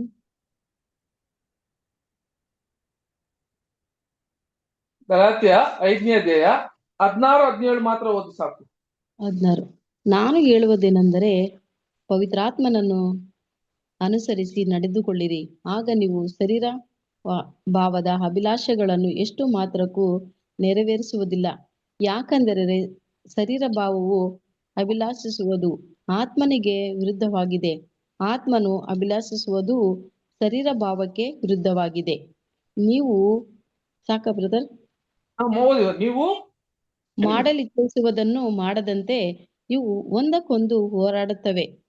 ನೋಡಿದ್ರ ಇವು ಏನಾಗುತ್ತೆ ಅಂತ ಕೇಳಿದ್ರೆ, ಇದು ಒಂದಕ್ಕೊಂದೇ ಏನಾಗುತ್ತೆ ಅಂತ ಕೇಳಿದ್ರೆ ಸಹೋದರ ಶರೀರಗೂ ನಿನ್ನ ಆತ್ಮೆಗೂ ಇರುವ ಒಂದೊಂದಕ್ಕೂ ಏನಾಗುತ್ತೆ ಅಂತ ಕೇಳಿದ್ರೆ ಸಹೋದರ ಸಹೋದರರೇ ವಿರುದ್ಧವಾಗಿದೆ, ಮಾಡಕ್ಕಾಗ್ತಿಲ್ಲ, ಮಾಡೋದೇ ಇಲ್ಲ. ಆದ್ದರಿಂದ ಸಹೋದರ ಸಹೋದರರೇ ನಮಗೆ ಬಹಳ ಮುಖ್ಯ ಅಂತ ಕೇಳಿದ್ರೆ ಈ ಒಂದು 4 ಆ ಸ್ತಂಭಗಳು, ಆ 4 ಸ್ತಂಭಗಳು ಇರುವ ಆ ಸ್ತಂಭಗಳು ಏನಂತ ಕೇಳಿದ್ರೆ ಜಾಲಿ ಮರದಲ್ಲಿ ಇದ್ದಿದ್ದಂತ ನೀತಿವಂತರಾಗಿ ಇದ್ದಿದ್ದಂತ ನಾವು ನಮ್ಮನ್ನ ಆ ಒಂದು ಪರಲೋಕ ಕರೆ ಅಂತ ಹೇಳುವಾಗ ದಿವ್ಯ ಶುಭವಾಗಿ ನಮ್ಮನ್ನ ಮುಚ್ಚಿಕೊಂಡಿದೆ. ಅದೇ ನನ್ನ ನಿರೀಕ್ಷೆ, ಅದೇ ನನ್ನ ನಂಬಿಕೆಯಲ್ಲಿ ನಾನು ನೋಡ್ತಾ ಇದ್ದೀನಿ. ಇನ್ನೊಂದು ಏನಂತ ಕೇಳಿದ್ರೆ ಆ ಗುಣಲಕ್ಷಣದಲ್ಲಿ ನಾವು ಹೋಗ್ತೀನಿ. ಅದೇ ತರ ನಾವು ಹೋದ ವಾರ ಏನ್ ನೋಡಿದ್ವಿ ಅಂತ ಕೇಳಿದ್ರೆ 3ನೇ ತೆರೆ ಯಾವ್ದಪ್ಪ ಅಂತ ಕೇಳಿದ್ರೆ ಒಂದು ತೆರೆ ಇದೆಯಲ್ಲ, ಒಳಗೆ ಇದ್ದಂತ ತೆರೆ ಅಂತ ನೋಡ್ತೀವಿ. ಆ ಒಳಗೆ ಇದ್ದಂತ ತೆರೆದಲ್ಲಿ ಇಲ್ಲಿ ಏನಪ್ಪಾ ವ್ಯತ್ಯಾಸ, ಅದಕ್ಕೂ ಇದಕ್ಕೂ ಏನು ವ್ಯತ್ಯಾಸ ಅಂತ ಕೇಳಿದ್ರೆ ಸಹೋದರ ಸಹೋದರರೇ ಅಲ್ಲಿ ಇದ್ದಿದ್ದಂತ ಗದಿಕಾಳುಗಳು ಏನಾಗಿತ್ತು ಅಂತ ಕೇಳಿದ್ರೆ ಅದು ತಾಮ್ರದಲ್ಲಿ ಇತ್ತು. ಇಲ್ಲಿ ಏನಾಗಿದೆ ಅಂತ ಕೇಳಿದ್ರೆ ಇಲ್ಲಿ ಅದು ಬೆಳ್ಳಿಯಲ್ಲಿ ಇದೆ ಅಂತ ನೋಡ್ತೀವಿ ಅಲ್ವಾ. ಸರಿ, ಇದು ಕೂಡ ಏನು, ಈ ಕಂಬಗಳು 4 ಕಂಬಗಳಿವೆ. ಈ 4 ಕಂಬಗಳು ಸಹೋದರ ಸಹೋದರರೇ ಇದು ಕೂಡ ಯಾವುದು ಚಿನ್ನದಲ್ಲಿ ಆ ತಗಡಲ್ಲಿ ಮುಚ್ಚಿರುವ ಒಂದು. ಆದ್ರೆ ಇದರಲ್ಲಿ ನೋಡ್ಬೇಕಾದ್ರೆ 4 ಬೆಳ್ಳಿ ಗದಿಗಾಳುಗಳು ಇದೆ. ಇದು ಏನಪ್ಪಾ ಅದೇನಪ್ಪಾ ಅಂತ ಕೇಳಿದ್ರೆ ನಾನು ಹೇಳ್ದಂಗೆ ಮುಂಚೆ ಇದ್ದಿದ್ದಂತ ಈ 5 ಗದಿಗಾಳುಗಳು ಇತ್ತಲ್ಲ, ಇದು ನಾವು ಲೋಕದಲ್ಲಿ ಇದ್ದು ಈ ಲೋಕದಲ್ಲಿ ಇರುವಾಗಲೇ ಆ ಮನುಷ್ಯ ಶರೀರದಲ್ಲಿ ಇದ್ದುಕೊಂಡು ನಾವೇನಾಗ್ತೀರ ಅಂತ ಕೇಳಿದ್ರೆ ಇದನ್ನ ಮನಸ್ಸಲ್ಲಿ ಹೊಂದಿಕೊಂಡು ನಮ್ಮ ಒಂದು ಪವಿತ್ರ ಆತ್ಮದಿಂದ ದೇವರ ಒಂದು ಕರೆಯನ್ನು ದಿವ್ಯ ಸ್ವಭಾವವನ್ನು ಮನಸ್ಸಲ್ಲಿ ಹೊಂದಿಕೊಂಡು ಅದಕ್ಕೆ ನಾವು ಓಡ್ತಾ ಇದ್ದೀರಿ. ಇದು ಇಲ್ಲಿಗೆ 2ನೇದು ಏನಪ್ಪಾ ಅಂತ ಕೇಳಿದ್ರೆ ಆ ಒಳಗಡೆ ಹೋಗಿರುವ ಇನ್ನು ಮುಂದೆ ನೀವು ಏನಾಗಿಲ್ಲ ಅಂತ ಕೇಳಿದ್ರೆ ನೀವು ಆ ಒಂದು ತಾಮ್ರ ಗದಿಕಾಲಲ್ಲಿ ನಿಂತಿಲ್ಲ. ನೀವೀಗ ನಿಂತಿರುವ ವಿಷಯ ಏನಂತ ಕೇಳಿದ್ರೆ ಸತ್ಯದಲ್ಲಿ ನೀವೇನಾಗಿದ್ದೀರಾ ಅಂತ ಕೇಳಿದ್ರೆ ಹುಟ್ಟಿರೋದು ಅಂತ ಹೇಳ್ತಾರೆ. ಅದಕ್ಕೆ ನಮ್ಗೆಲ್ಲರಿಗೂ ಗೊತ್ತು ಒಂದು ವಾಕ್ಯ ಏನಂತ ಕೇಳಿದ್ರೆ ಪ್ರಥಮ ಫಲ ಅಂತ ಹೇಳ್ತಾರೆ. ನಾವು ಈ ವಾಕ್ಯ ಯಾವಾಗ ಓದಿದೀವಿ, ಒಂದು ವಾಕ್ಯ ಕೂಡ ಓದೋಣ. ಯಾಕೋಬ 1ನೇ ಅಧ್ಯಾಯ 18ನೇ ವಾಕ್ಯ. ಯಾಕೋಬ 1ನೇ ಅಧ್ಯಾಯ 18ನೇ ವಾಕ್ಯ.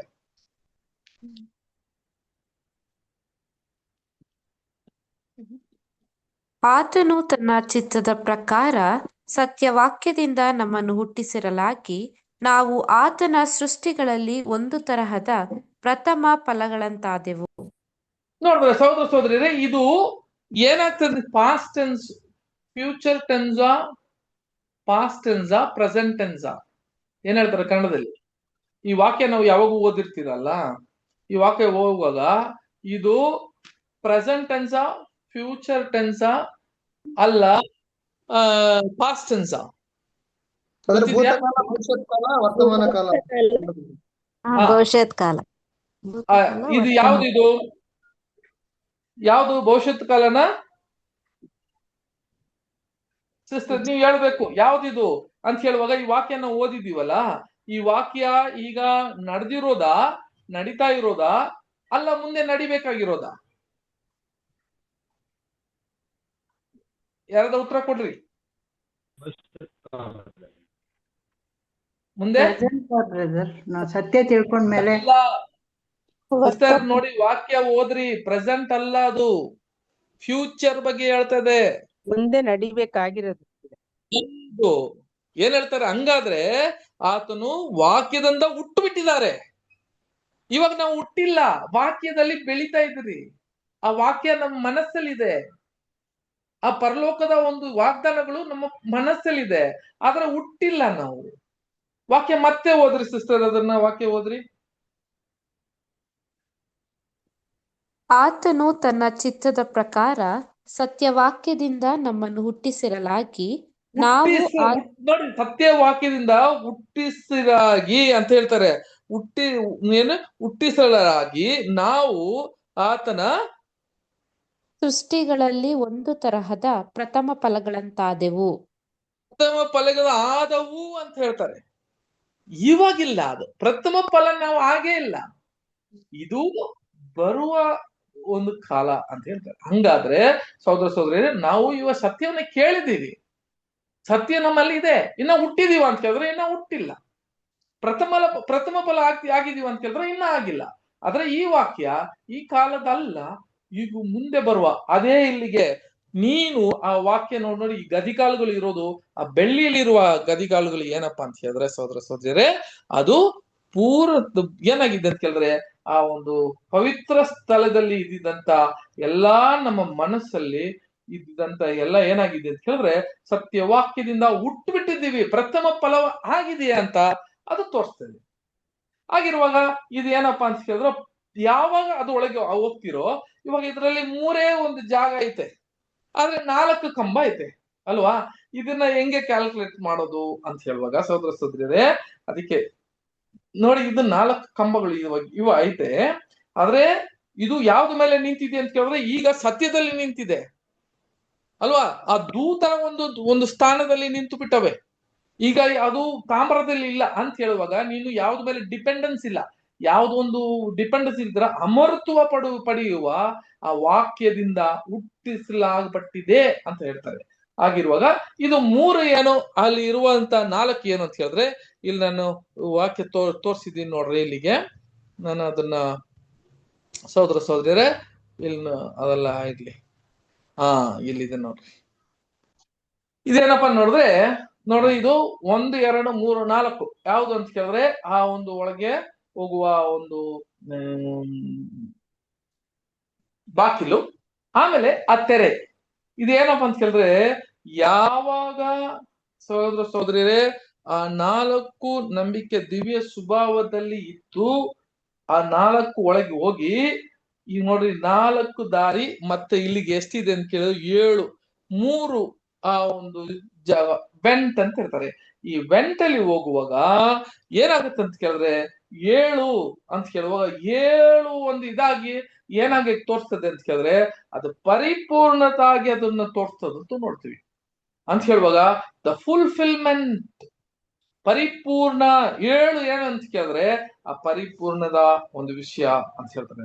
7 ಕಾರ್ಯಗಳನ್ನ ಅವರು ನೆರವೇರಿಸಿ, ತಂದೆಯ ದೇವರ ಒಂದು ಯೋಜನೆಯಲ್ಲಿ ಅವ್ರಿಗೂ ಮಾಡಿರುವ ವಾಗ್ದಾನವನ್ನು ಇವರು ನೆರವೇರಿಸಿರುವ ಒಂದು ಆ ಸ್ಥಿತಿಯನ್ನ ತೋರಿಸ್ತದೆ. ಆವಾಗ ಅದ್ರ ಒಳಗೆ ಹೋಗುವಾಗ ಅದರಲ್ಲಿ ಏನಪ್ಪಾ ಇದೆ ನಾವು ನೋಡುವಾಗ, ನಮಗೆಲ್ಲ ಗೊತ್ತಿದೆ ಏನಾಗಿತ್ತು ಅದ್ರ ಒಳಗೆ ಅಂತ ಕೇಳುವಾಗ, ಮೊನ್ನೆ ನಾನು ಇದನ್ನ ತೋರಿಸ್ಕೊಟ್ಟೆ ಸಹೋದರ ಸಹೋದರಿ. ಏನಂತ ಕೇಳಿದ್ರೆ, ಈ ದೇವದರ್ಶನ ಗೂಡಾರಿಗೂ ಈ ಪಿರಮಿಡ್ ಇದೆಯಲ್ಲ, ಇದಕ್ಕೂ ಬಹಳ ಒಂದು ದೊಡ್ಡ ಮ್ಯಾಚ್ ಆಗುತ್ತೆ, ಸಖತ್ ಮ್ಯಾಚ್ ಆಗುತ್ತೆ.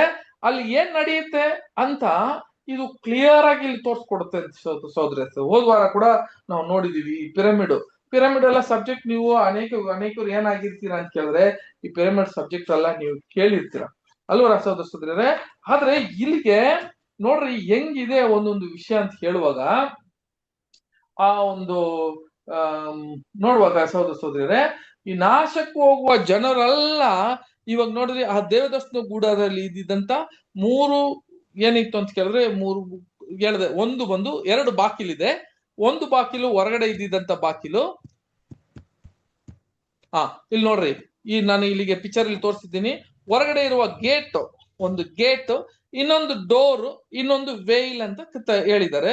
ಅದು ಕನ್ನಡದಲ್ಲಿ ನೋಡ್ಬೇಕಾದ್ರೆ ಎರಡಿಗೆ ಬಾಗಿಲು, ಮೊದಲನೇ ಬಾಗಿಲು ಒಂದು, ಎರಡನೇ ಬಾಗಿಲು ಅಂತ ಕೊಟ್ಟಿದ್ದಾರೆ. ಮೊದಲನೇ ಬಾಗಿಲು, ಎರಡನೇ ಬಾಗಿಲು, ಇಲ್ಲಿಗೆ ಮೂರನೇ ಬಾಗಿಲು, ಮೂರನೇ ತೆರೆಯ ಒಂದು ಇದೆ. ಓಕೆ, ಇದು ಮೂರು ನೋಡ್ಬೇಕಾದ್ರೆ ಎಲ್ಲಿಗಿದೆ ಅಂತ ಕೇಳಿದ್ರೆ ಇದು ಇಲ್ಲಿಗೆ ನಾವು ಪಿರಮಿಡ್ ಅಲ್ಲಿ ನೋಡ್ತೀರಿ ಸಹೋದರ ಸಹೋದರಿ. ನೋಡ್ರಿ, ಈ ಡಿವೈನ್ ಪ್ಲಾನ್ ಚಾರ್ಟ್ ಇದೆಯಲ್ಲ, ನಮ್ಮಲ್ಲಿ ಇದ್ದಿದ್ದಂತ ಹಾಕುವ ಒಂದು ಯೋಜನೆಯ ಚಾರ್ಟು, ಆ ಚಾರ್ಟ್ ಬಂದು ಕರೆಕ್ಟ್ ಆಗಿ ದೇವದರ್ಶನ ಗುಡಾರಗೂ ಕೂಡ ಏನಾಗ್ತದೆ ಅಂತ ಕೇಳಿದ್ರೆ ಅದು ಕರೆಕ್ಟ್ ಆಗಿ ಅದಕ್ಕೆ ಸೂಟ್ ಆಗುತ್ತೆ. ಇನ್ನೊಂದು ಆ ಪಿರಮಿಡ್ ಕೂಡ ಏನಾಗುತ್ತೆ ಅಂತ ಕೇಳಿದ್ರೆ ಕರೆಕ್ಟ್ ಆಗಿ ಸೂಟ್ ಆಗುತ್ತೆ. ಇದರಲ್ಲಿ ಅಲ್ಲಿ ಏನ್ ನಡೀತದೋ, ಅಲ್ಲಿ ಪವಿತ್ರ ಸ್ಥಳ, ಮಹಾಪವಿತ್ರ ಸ್ಥಳ ಏನ್ ನಡೀತದೋ ಅದು ಇಲ್ಲಿ ಕೂಡ ತೋರಿಸ್ತಾರೆ. ಸೇಮ್ ಈ ಪಿರಮಿಡ್ ಅಲ್ಲಿ. ಅದಕ್ಕೆ ಇದು ಬಹಳ ರಸೂಲ್ ಬರೆಯುವಾಗ ಇದನ್ನ ಬಂದು ಇದರಲ್ಲಿ ಇರುವ ಒಂದು ಯೋಜನೆಯನ್ನ ನಮಗೆ ತೋರಿಸ್ಕೊಟ್ಟಿದ್ರು. ನೋಡ್ರಿ, ಮೊದಲು ಬಾಕಿಲು ಇದ್ದಂತ ಇಲ್ಲಿ ಕೂಡ ಎಷ್ಟು ಬಾಕಿಲು ಇದೆ ಅಂತ ಕೇಳಿದ್ರೆ ಇಲ್ಲಿ 3 ಬಾಕಿಲು ಇರೋದಂತ ನೋಡ್ತೀವಿ ಸಹೋದರ ಸಹೋದರಿ. ಹೌದು, ಮೊದಲನೇದು ಯಾವುದು ಇಲ್ಲಿ ನೋಡ್ಬೇಕಾದ್ರೆ ಸ್ಥಿತಿ ಇಲ್ಲಿ ನೋಡ್ರಿ, ಇಲ್ಲಿ ಇದೆ ಒಂದು ಬಾಕಿಲು, ಎಂಟರ್ ಆಗುವ ಒಂದು ಬಾಕಿಲು. ಇದು ನಾವು ಆ ಅಂಗಳದಲ್ಲಿ ಇದ್ದಿದ್ದಂತ ಬಾಕಿಲು, ನೀತಿವಂತನಾಗಿ ಒಂದು ಆದಾಮನ ಸ್ಥಿತಿಗಿರುವ ಒಂದು ಬಾಕಿಲಲ್ಲಿ ನೋಡ್ತೀವಿ. ಆದ್ರೆ ಸಹೋದರ ಸಹೋದರರೇ, ಸ್ವಲ್ಪ ಮುಂದೆ ಬಂದ್ರೆ ಅಲ್ಲಿಗೆ ಏನಿದೆ ಅಂತ ಕೇಳಿದ್ರೆ ಒಂದು ಯಜ್ಞವೇದಿ ಇದೆ ಅಲ್ವರ. ಅಲ್ಲಿಗೆ ಒಂದು ಯಜ್ಞವೇದಿ ಇದೆ. ಆ ಯಜ್ಞವೇದಿ ಅಂತ ನೋಡುವಾಗ ನೋಡ್ರಿ, ಅಲ್ಲಿಗೆ ಆ ಯಜ್ಞವೇದಿಯಲ್ಲಿ ಕೆಂಪಿಗೆ ಇಲ್ಲಿ ಒಂದು ಹಾಕಿದೀನಿ. ಆ ಕೆಂಪು ಅಲ್ಲಿಗೆ ಯಜ್ಞವೇದಿ, ಇಲ್ಲಿಗೆ ಅದಕ್ಕೆ ಏನ್ ಹೇಳ್ತಾರೆ ಅಂತ ಕೇಳಿದ್ರೆ ಒಂದು ರೆಡ್ ಗ್ರೈನೈಟ್ ಅಂತ ಹೇಳ್ತಾರೆ. ಒಂದು ಗ್ರೈನೈಟ್ ಇದು ನೀವು ನೋಡ್ತಾ ಇರ್ಬೋದು, ನೀವು ಪಿಕ್ಚರ್ ನೋಡ್ತಾ ಇದ್ರೆ ಗೊತ್ತಾಗುತ್ತೆ ಸಹೋದರ ಸಹೋದರರೇ. ಇಲ್ಲಿ ಎಂಟ್ರೆನ್ಸ್ ಅಲ್ಲಿ ನಾವು ನೋಡುವಾಗ ಮೊದಲನೇ ಬಾಗಿಲು ಕ್ರಿಸ್ತನಲ್ಲಿ ಯಾರು ನೀತಿವಂತರಾಗ್ತಾರೋ ಅಲ್ಲಿಗೆ ಬರೋದು. ಎರಡನೇದು ಬಾಗಿಲಲ್ಲಿ ಇಲ್ಲಿ ನೋಡ್ಬೇಕಾದ್ರೆ ಒಂದು ರೆಡ್ ಕಲರ್, ಒಂದು ಕೆಂಪು ಕಲರ್ ಇದೆ. ಅದು ಅಲ್ಲಿಗೆ ನೋಡ್ಬೇಕಾದ್ರೆ ಅದು ಯಜ್ಞದ ವೇದಿಕೆ ಅಂತ ನೋಡ್ತೀವಿ. ಅದರ ಮುಖಾಂತರವೇ ಎಲ್ಲಿ ಹೋಗೋಕ್ ಸಾಧ್ಯ ಅಂತ ಕೇಳಿದ್ರೆ ನೀವು ಪವಿತ್ರ ಸ್ಥಳಕ್ಕೆ ಹೋಗೋದಕ್ಕೆ ಸಾಧ್ಯ. ಅದೇ ತರ ಸಹೋದರ ಸಹೋದರರೇ, ಇಲ್ಲಿ ಅದ್ರ ಮುಖಾಂತರವೇ ಎಲ್ಲಿಗೆ ಹೋಗೋಕ್ ಸಾಧ್ಯ ಅಂತ ಕೇಳಿದ್ರೆ ಇಲ್ಲಿ ಒಂದು ಇದಿದೆ, ಇಲ್ಲಿ ಒಂದು ಪ್ಯಾಸೇಜ್ ಇದೆ ಸಹೋದರ ಸಹೋದರಿ. ಇದಕ್ಕೆ ಕ್ವೀನ್ಸ್ ಚಾಂಬರ್ ಅಂತಾರೆ. ಆ ರಾಣಿಯ ಒಂದು ಅರೆ ನೋಡ್ರಿ, ಇಲ್ಲಿಗೆ ನಾನು ಇಲ್ಲಿ ತೋರಿಸ್ತಾ ಇದ್ದೀನಿ. ಓಕೆ, ನಿಮಗೆ ಕೊಟ್ಟಿರುವ ವಿಷಯಗಳಲ್ಲಿ ಇಲ್ಲಿಗೆ ಇಲ್ಲಿ ಸ್ವಲ್ಪ ದೊಡ್ಡದಾಗಿ ತೋರಿಸ್ಕೊಡ್ತೀನಿ ನಿಮಗೆ ಸಹೋದರ ಸಹೋದರಿ. ನೋಡ್ರಿ ಇಲ್ಲಿಗೆ ನೋಡ್ರಿ, ಆಗ ಈ ಕೆಂಪುಗಿದೆಯಲ್ಲ, ಅಲ್ಲಿಂದ ಹೋಗಕ್ಕೆ ಸಾಧ್ಯ ಇಲ್ಲ. ಯಾಕೆ ಸಾಧ್ಯ ಇಲ್ಲ ಅಂತ ಕೇಳಿದ್ರೆ ಅಲ್ಲಿ ನಿಮಗೆಲ್ಲ ಗೊತ್ತಿದೆ, ಒಂದು ಕೆಂಪು ಕಲ್ಲು ಹಾಕಿದ್ದಾರೆ. ಈ ಕೆಂಪು ಕಲ್ಲು ಏನು ಅಂತ ನಾವು ಅವಾಗ ಓದಿದ್ದು ಏನಂತ ಕೇಳಿದ್ರೆ ಅದು ಧರ್ಮಶಾಸ್ತ್ರ. ಆ ಧರ್ಮಶಾಸ್ತ್ರವನ್ನು ನೋಡ್ರಿ ಒಬ್ರು ಕೂಡ ಅದನ್ನ ಏನ್ ಮಾಡಕ್ ಆಗ್ಲಿಲ್ಲ ಅಂತ ಕೇಳಿದ್ರೆ ಅದನ್ನ ನೆರವೇರ್ಸಕ್ ಆಗ್ಲಿಲ್ಲ. ಅದನ್ನ ಒಬ್ಬನೇ ನೆರವೇರಿಸಿದು, ಅದು ಕ್ರಿಸ್ತನೇ ಅಂತ ಹೇಳಿ. ಆದ್ರೆ ಮೇಲೆ ಇಲ್ಲಿಗೆ ಹೋಗ್ಬೇಕಂದ್ರೆ, ಆ ಪರಲೋಕ ಕರಕ್ಕೆ ಹೋಗ್ಬೇಕಂತ ಕೇಳಿದ್ರೆ ಅದು ಯಾರಿಂದನೂ ಸಾಧ್ಯವಿಲ್ಲ. ನಾವು ಹೇಳಿದಿವಲ್ಲ, ಒಂದೇ ಮಾರ್ಗ. ಆ ಮಾರ್ಗ ಯಾರಂತ ಕೇಳಿದ್ರೆ ಕ್ರಿಸ್ತನೇ ಅಂತ ನಾವು ನೋಡಿದೀವಿ ಅಲ್ವಾ. ಆತನೇ ಮಾರ್ಗ, ಆತನೇ ನಮಗೆ ಏನ್ರಿ ಜೀವ ಅಂತ ನಾವು ನೋಡುವಾಗ ಆತನ ಮುಖಾಂತರ ಆ ದಾರಿಯಲ್ಲಿ ನಡೆಯುವವರು ಯಾರೋ, ಕ್ರಿಸ್ತನ ದಾರಿಯಲ್ಲಿ ನಡೆಯೋರು ಯಾರೋ, ಯಾರು ಆ ಪವಿತ್ರ ಸ್ಥಳಕ್ಕೆ ಹೋಗ್ತಾರೋ, ಅಲ್ಲಿ ದೇವದರ್ಶನ ಗುಡದಲ್ಲಿ ಪವಿತ್ರ ಸ್ಥಳಕ್ಕೆ ಹೋಗ್ತಾರೋ, ಅದೇ ತರ ಇಲ್ಲಿಗೆ ಕ್ರಿಸ್ತನನ್ನ ಯಾರು ನಂಬ್ತಾರೋ, ಕ್ರಿಸ್ತನನ್ನ ಯಾರು ನಂಬ್ತಾರೋ ಅವರು ಮೊದಲನೇ ಅರೆಗೆ ಅವ್ರು ಹೋಗ್ತಾರೆ. ಅವ್ರಿಗೆ ಎಲ್ಲಿ ಅಂತ ಕೇಳಿದ್ರೆ ಕ್ವೀನ್ಸ್ ಚಾಂಬರ್. ಕ್ವೀನ್ಸ್ ಚಾಂಬರ್ ಅನ್ನುವಾಗ ಆ ರಾಣಿಯ ಅರೆಗೆ ಹೋಗ್ತಾರೆ. ಸಹೋದರ ಸಹೋದರರೇ, ಇದು ಹಾರಿಜೆಂಟಲ್ ಆಗಿ ಇರುತ್ತದೆ ಅಂತ ನೋಡ್ತೀವಿ. ಹಾರಿಜೆಂಟಲ್ ಅಂತ ಕೇಳಿದ್ರೆ ಸ್ವಲ್ಪ ಹೆಂಗಿರ್ತದೆ ಅಂತ ಕೇಳಿದ್ರೆ ತುಂಬಾ ಕಷ್ಟ, ಆ ಒಂದು ಇಕ್ಕಟ್ಟಾದ ಮಾರ್ಗದಲ್ಲಿ ನಡೆಯಬೇಕಾಗಿರೋದು ಅಂತ ಹೇಳಿದ್ರೆ ಸಹೋದರ ಸಹೋದರರೇ, ಇಲ್ಲಿ ಎಷ್ಟು ಪ್ರಯತ್ನ ಪಡ್ಬೇಕಂದ್ರೆ ನಾವು ಒಂದೊಂದು ಕೂಡ ನಡಿಬೇಕಾದ್ರೆ ಇಲ್ಲಿ ನಮ್ಮ ಎಲ್ಲಾ ಶುದ್ಧೀಕರಣೆಯನ್ನು ಇಲ್ಲೇ ನಡೆಯೋದು.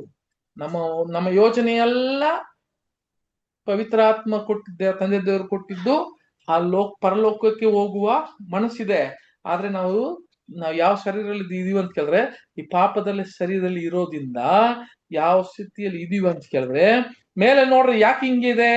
ಆ ಗ್ರ್ಯಾಂಡ್ ಗ್ಯಾಲರಿ ಅಂತಾರಲ್ಲ, ಆ ಗ್ರ್ಯಾಂಡ್ ಗ್ಯಾಲರಿ ಹೆಂಗಿರ್ತದೆ ಅಂತ ಕೇಳಿದ್ರೆ ಮೇಲ್ಗಡೆ ಹತ್ತಬೇಕು. ಈಗ ಮೇಲ್ಗಡೆ ಹತ್ಬಿಟ್ಟು ನಾವು ಏನಾದ್ರೂ ಒಂದು ಪಾಪ ಮಾಡ್ಬಿಟ್ರೆ, ದೇವರಿಗೆ ವಿರುದ್ಧವಾಗಿ ಅವರ ಒಂದು ಅವಿದ್ಯತನದಲ್ಲಿ ನಾವು ಬಂದ್ಬಿಟ್ರೆ ನಾವು ಮತ್ತೆ ಎಲ್ಲಿಗೆ ವಾಪಸ್ ಬಂದ್ಬಿಡ್ತೀವಿ ಅಂತ ಕೇಳಿದ್ರೆ ಹಂಗೇ ವಾಪಸ್ ಬಂದ್ಬಿಡ್ತೀವಿ ಸಹೋದರ ಸಹೋದರರೇ. ಹಿಂಗೆ ನಾವು ನೋಡ್ತೀವಲ್ಲ, ಪವಿತ್ರ ಸ್ಥಳದಿಂದ ನಾವು ಹೊರಗಡೆ ತಳ್ಳಿಬಿಡ್ತಾರೆ ಅಲ್ವಾ. ಆ ಒಂದು ಸ್ಥಿತಿಗೆ ಇದು ಕೂಡ ತೋರ್ಸೋದು ನೋಡ್ತೀವಿ. ಹಂಗಾದ್ರೆ ಸಹೋದರ ಸಹೋದರಿಯರೇ, ನೆಕ್ಸ್ಟ್ ನಾವು ಯಾವ ಒಂದು ಚಾಂಬರ್ಗೆ ಹೋಗ್ತೀವಿ ಅಂತ ಕೇಳಿದ್ರೆ, ಬಹಳ ಮುಖ್ಯ ಯಾವ ಒಂದು ವಿಷಯ ಅಂತ ಕೇಳಿದ್ರೆ, ಒಂದು ವಾಕ್ಯ ಕೂಡ ಓದೋಣ ಸಿಸ್ಟರ್.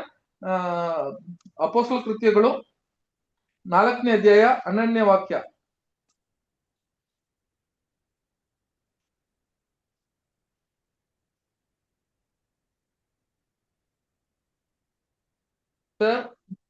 ರಕ್ಷಣೆಯು ಇನ್ಯಾರಲ್ಲಿಯೂ ಸಿಕ್ಕುವುದಿಲ್ಲ. ಆ ಹೆಸರಿನಿಂದಲೇ ಹೊರತು ಆಕಾಶದ ಕೆಳಗೆ ಮನುಷ್ಯರೊಳಗೆ ಕೊಡಲ್ಪಟ್ಟಿರುವ ಬೇರೆ ಯಾವ ಹೆಸರಿನಿಂದಲೂ ನಮಗೆ ರಕ್ಷಣೆ ಆಗುವುದಿಲ್ಲವೆಂದು ಹೇಳಿದನು. ಯಾವ ಒಂದು ಹೆಸರದಲ್ಲಿನೂ ನಮಗೇನಿಲ್ಲ ಅಂತ ಕೇಳಿದ್ರೆ ರಕ್ಷಣೆ. ಅದಕ್ಕೆ ನೋಡಿ, ಈಗ ಕೊಟ್ಟಿರುವ ದಾರಿಯಲ್ಲಿ ಯಾವೊಂದು ಹೆಸರದಲ್ಲಿ ನಮಗೆ ರಕ್ಷಣೆ ಇಲ್ಲ, ಕ್ರಿಸ್ತನಲ್ಲೇ ಆ ರಕ್ಷಣೆ ಇರೋದು ಅಂತ ನಾವು ನೋಡಿದೀವಿ. ಸರಿ, ಹಿಂಗಿರುವಾಗ ಸದಸ್ಯರೇ, ಇಲ್ಲಿಗೆ ನೆಕ್ಸ್ಟ್ ಏನಪ್ಪಾ ಅಂತ ಕೇಳಿದ್ರೆ, ಒಂದು ಬಹಳ ಮುಖ್ಯವಂತ ಒಂದು ವಿಷಯ, ಈ ಗ್ರೂಟೋ ಅಂತ ಹೇಳಿದೆ. ಅದೇ ನಾವು ಹೇಳಿದೀವಲ್ಲ, ಒಂದು ಯಜ್ಞ ವೇದಿಕೆ. ಆ ಯಜ್ಞ ವೇದಿಕೆ ಅಂತ ನೋಡುವಾಗ, ಈ ಯಜ್ಞ ವೇದಿಕೆ ಏನಪ್ಪಾ ಅಂತ ಕೇಳಿದ್ರೆ, ಎಲ್ಲರನ್ನೂ ಕ್ರಿಸ್ತನ ಏನ್ ಮಾಡ್ತಾನೆ, ಕ್ರಿಸ್ತನ ಮುಖಾಂತರವೇ ನಾವು ಹೋಗ್ಬೇಕಾಗತ್ತೆ ಅಂತ ನಮಗ್ ಗೊತ್ತು. ಇನ್ನೊಂದು ವಾಕ್ಯ ಓದೋಣ, 2ನೇ ತಿಮೋತಿಗೆ 1ನೇ ಅಧ್ಯಾಯ 10ನೇ ವಾಕ್ಯ.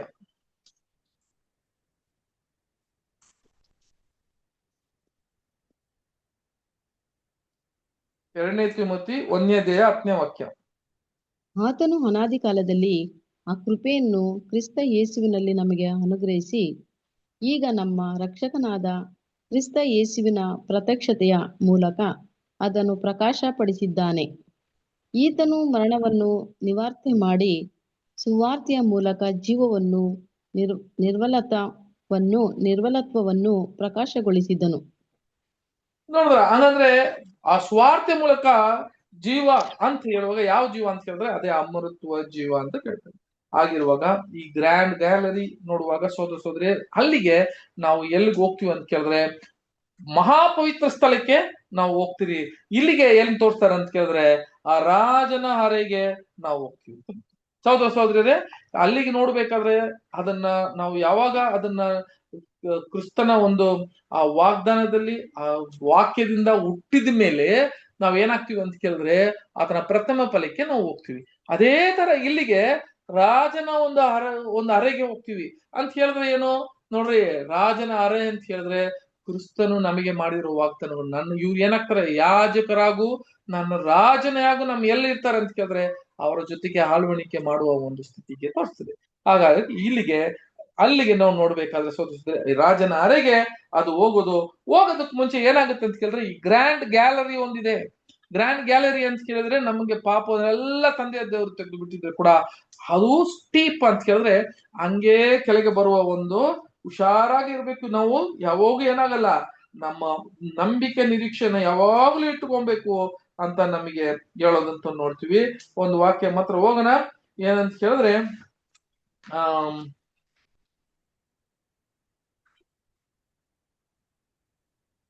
ಅದನ್ನ ಓದಿ ಸಿಸ್ಟರ್. ರೋಮನ್ಸ್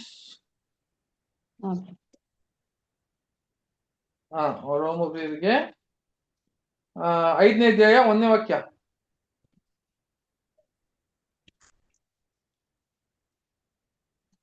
ಹೀಗಿರಲಾಗಿ ನಾವು ನಂಬಿಕೆಯಿಂದ ನೀತಿವಂತರಾದ ಕಾರಣ ನಮ್ಮ ರಕ್ಷಕನಾದ ಯೇಸು ಕ್ರಿಸ್ತನ ಮೂಲಕ ದೇವರೊಂದಿಗೆ ಉಂಟಾದ ಸಮಾಧಾನದಲ್ಲಿ ಇರೋಣ. ಇನ್ನೊಂದು ವಾಕ್ಯ ಓದ್ರಿ, 2ನೇ ಕೊರಿಂಥ್ಯ ನಾವು ಓದಿದೀವಲ್ಲ, 2ನೇ ಕೊರಿಂಥ್ಯ 5ನೇ ಅಧ್ಯಾಯ 7, 8 ನಾವು 6, 7 ನಾವು ಓದಿದೀವಿ. ಇನ್ನೊಂದು ವಾಕ್ಯ ಯಾವ್ದಂತ ಕೇಳಿದ್ರೆ ಸೋದರ 1ನೇ ಪೇತ್ರ 2ನೇ ಅಧ್ಯಾಯ 21ನೇ ವಾಕ್ಯ ಓದ್ರಿ. 1ನೇ ಪೇತ್ರ 2:21. ಇದಕ್ಕಾಗಿಯೇ ನೀವು ಕರೆಯಲ್ಪಟ್ಟಿರಿ, ಕ್ರಿಸ್ತನು ಸಹ ನಿಮಗೋಸ್ಕರ ಬಾಧೆಯನ್ನು ಅನುಭವಿಸಿ ನೀವು ತನ್ನ ಹೆಜ್ಜೆಯ ಜಾಡಿನಲ್ಲಿ ನಡೆಯಬೇಕೆಂದು ಮಾದರಿಯನ್ನು ತೋರಿಸಿ ಹೋದನು. ನೋಡ್ರ, ಈ ಮಾದರಿಯನ್ನ ಕ್ರಿಸ್ತನು ತೋರಿಸಿ ಆತನನ್ನು ಹೆಂಗೆ ಪುನರ್ತನದಲ್ಲಿ ಅಮರತ್ವನ ಪಡ್ಕೊಂಡ್ರು ಅದೇ ತರ ಕೂಡ ಇಲ್ಲಿ ನೋಡ್ತೀವಿ. ಸರಿ, ಕೊನೆಗೆ ಎಲ್ಲಿ ನೋಡ್ಬೇಕಾದ್ರೆ ಸಹೋದರ ಸಹೋದರರೇ, ಇಲ್ಲಿದ್ದಂತ ಬಹಳ ಒಂದು ವಿಷಯ ಯಾವ್ದಪ್ಪ ಅಂತ ಕೇಳಿದ್ರೆ ಇದು ಅಮರತ್ವಕ್ಕೆ ಹೋಗುವ ಒಂದು ಜಾಗ. ಅಲ್ಲಿ ನಾವು ದೇವದರ್ಶನ ಗುಡದಲ್ಲಿ ನೋಡುವಾಗ ಮಹಾಪವಿತ್ರ ಸ್ಥಳದಲ್ಲಿ ಇದ್ದಿದ್ದಂತ ಬಹಳ ಮುಖ್ಯ, ಒಳಗೆ ಹೋದ್ಮೇಲೆ ಒಂದು ಮಂಜೂಷ ಪೆಟ್ಟಿ ಇತ್ತು. ಆ ಮಂಜೂಷ ಪೆಟ್ಟಿಯಲ್ಲಿ ಏನೆಲ್ಲ ಇತ್ತು ಯಾರಿಗಾದ್ರೂ ಗೊತ್ತಿದೆ? ಏನೆಲ್ಲ ಇತ್ತು ಅಂತ ಕೇಳಿದ್ರೆ ಅಲ್ಲಿ ಮೋಶೆ ಕೊಟ್ಟಿದ್ದಂತ ಆ ಕಟ್ಟಲೆ, ಆ ಒಂದು ಇದ್ದಿದ್ದಂತ ಅದು, ಆಮೇಲೆ ಆರೋನ ಒಂದು ಚಿಗುರಿದ ಕೋಲು, ಮೂರನೇದೇನ್ರಿ ಮನ್ನಾ ಅಲ್ಲಿಗೆ ನೋಡ್ರಿ, ಅಲ್ಲಿಗೆ ಚಿನ್ನದ ಏನಿತ್ತು? ಧೂಪಾರತಿ ಇತ್ತು ಬ್ರದರ್. ಆ ಮಂಜಸ ಪೆಟ್ಟಿಯಲ್ಲಿ ಇದ್ದಿದ್ದಂತ 3 ವಿಷಯ ಇತ್ತು. ಮನ್ನ ಮನ್ನಾ ಕೂಡ ಇತ್ತು. ಆ ಮನ್ನಾ ಯಾವ್ದನ್ನ ಸೂಚನೆ ಮಾಡ್ತಿದೆ ಅಂತ ಕೇಳಿದ್ರೆ ಅದು ಅಮೃತವನ್ನ ಸೂಚನೆ ಮಾಡ್ತಿದೆ. ಆಮೇಲೆ ಅದಿದ್ದಂತ ಆರೋನದ ಚಿಗುರು ಕೋಳಿತ್ತು. ಆ ಕೋಳಿ ಏನೇ ಅದನ್ನ ಸೂಚನೆ ಮಾಡ್ತಿದೆ ಅಂತ ಕೇಳಿದ್ರೆ ನ್ಯಾಯಸ್ಥಾಪಕರಾಗಿ ಇರುವ ಎಂತ ಕೇಳಿದ್ರೆ ಒಂದು ಮಹಾಯಾಜಕನಾಗಿ ಇರುವ ಒಂದು ಅದನ್ನ ಕೊಡ್ತದೆ. ಆಮೇಲೆ ಅದಿದ್ದಂತ ಯಾವ್ದ್ರಿ ಕಟ್ಟಳೆಗಳು ಅಂತ ಹೇಳುವಾಗ ಅದು ಜಡ್ಜ್ಮೆಂಟ್ ಅಂತ ಬರ್ತದೆ. ಜಡ್ಜ್ಮೆಂಟ್ ಅಂತ ಬರುವಾಗ ನ್ಯಾಯಸ್ಥಾಪಕರಾಗಿ ನ್ಯಾಯ ವಿಚಾರಣೆ ಮಾಡುವ ವಿಷಯಗಳಲ್ಲಿ ಅದು ಬರುತ್ತೆ. ಈ 3 ವಿಷಯನು ನಾವು ಇಲ್ಲಿಗೆ ನೋಡುವಾಗ ಸೋದರ ಸೋದರಿಯರೇ ನಾವು ನೋಡ್ತೀವಿ. ಏನಂತ ಕೇಳುವಾಗ ಈ ರಾಜನ ಒಂದು ಅರೆ ಇದೆ. ಈ ರಾಜನ ಅರೆದಲ್ಲಿ ಇದ್ದಿದ್ದಂತ ವಿಷಯ ಏನಪ್ಪಾ ಅಂತ ಕೇಳಿದ್ರೆ ಅಮರತ್ವ ಅಲ್ವಾ ಸೋದರ ಸೋದರಿ? ನೋಡ್ರಿ, ಇಲ್ಲಿಗೆ ನಾನು ಅದನ್ನ ಸ್ಕಿಪ್ ಮಾಡ್ತೀನಿ, ಒಳಗಡೆ ಹೋಗ್ತೀವಿ. ಏನಿತ್ತು ಅದ್ರೊಳಗೆ ನಮಗೆಲ್ಲ ಗೊತ್ತಿದೆ. ಈ ಪಾಠವನ್ನು ಮುಂಚೆನೆ ನಾವೆಲ್ಲ ಕೇಳಿದಿರಿ. ಅದು ಸುಮ್ಮನೆ ಒಂದು ಇದಕ್ಕೂ ಅದಕ್ಕೂ ಏನ್ ಬ್ರದರ್ ರಿಲೇಟ್ ಮಾಡಿದ್ದಾರೆ, ಆದ್ರಿಂದಾನೇ ನಾನು ಇದನ್ನ ನಿಮಗೆ ತೋರಿಸ್ತಾ ಇದ್ದೀನಿ ಸೋದರ ಸೋದರಿಯರೇ. ಅದಕ್ಕೆ ಓಕೆ. ಇಲ್ಲಿ ನೋಡ್ರಿ, ಇವಾಗ ಅಲ್ಲಿಗೆ ಹೋದ್ಮೇಲೆ ಏನಾಯ್ತು ಅಂತ ಕೇಳಿದ್ರೆ ಒಂದು ಏನ್ರಿ ಕಫಿನ್ ಬಾಕ್ಸ್ ಅಂತ ಹೇಳ್ತಾರೆ. ಕಫಿನ್ ಬಾಕ್ಸ್ ಏನ್ ಹೇಳ್ತಾರೆ ಸಿಸ್ಟರ್ ಅವರು? ಒಂದು ಬ್ರದರ್ ಕಫಿನ್ ಬಾಕ್ಸ್ ಏನ್ ಹೇಳ್ತಾರೆ ಬ್ರದರ್ ರವಿ?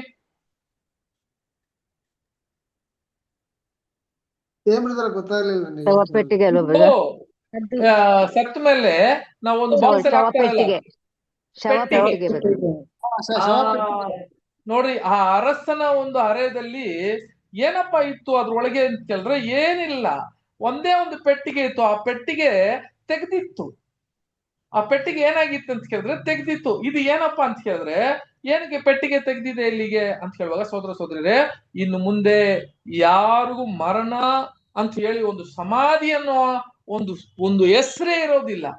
ಅದರಲ್ಲಿ ಹೋಗೋರು ಎಲ್ಲರಿಗೂ ಪುನರ್ತನ, ಎಲ್ಲರಿಗೂ ಅಮೃತವಾದ ಪುನರ್ತನ ಸಿಗುವ ಒಂದು ಜಾಗ ಅಂತ ಹೇಳಿ ಅದರಲ್ಲಿ ರಾಜನ ಒಂದು ಹರೆ ನೋಡ್ರಿ. ಅಲ್ಲಿಗೆ ಯಾವ ತರ ಇತ್ತು ಅಂತ ಕೇಳಿದ್ರೆ ಅದು ಆರನ್ನ ಚಿಗುರಿನ ಕೋಲು, ಮತ್ತೆ ಅಮೃತವದಲಿಕ್ಕೆ ಇದ್ದಿದ್ದಂತ ಮನ್ನಾ, ಅಲ್ಲಿ ಮೋಶೆ ಕೊಟ್ಟಿದ್ದಂತ ಕಟ್ಟಳೆ, 10 ಕಟ್ಟಳೆಗಳು, ಅದು ಎಲ್ಲ ಒಳಗಡೆ ಇದ್ದಿದ್ದಂತ ವಿಷಯ ಇಲ್ಲಿಗೆ ಅದನ್ನ ಸೂಚನೆ ಆಗ್ತದೆ. ಆ ವಾಕ್ಯ ಕೂಡ ಓದ್ಬಿಡೋಣ ಸಿಸ್ಟರ್, ಕೊನೆಗೆ ಓದಿ ಇಲ್ಲಿಗೆ ಈ ಪಾಠ ಮುಗಿಸೋಣ. ನೆಕ್ಸ್ಟ್ ನಾವು ಬೇರೆ ಪಾಠ ಶುರು ಮಾಡ್ತೀವಿ. 1ನೇ ಯೋಹನ 2ನೇ ಅಧ್ಯಾಯ 2ನೇ ವಾಕ್ಯ ಮತ್ತೆ 1ನೇ ತಿಮೋತಿ 2 ವಾಕ್ಯ ಮಾತ್ರ ಓದೋಣ, ಹೋಗಿ ಮುಗಿಸೋಣ. ಬ್ರದರ್ 1ನೇ ಯೋಹನ 2:2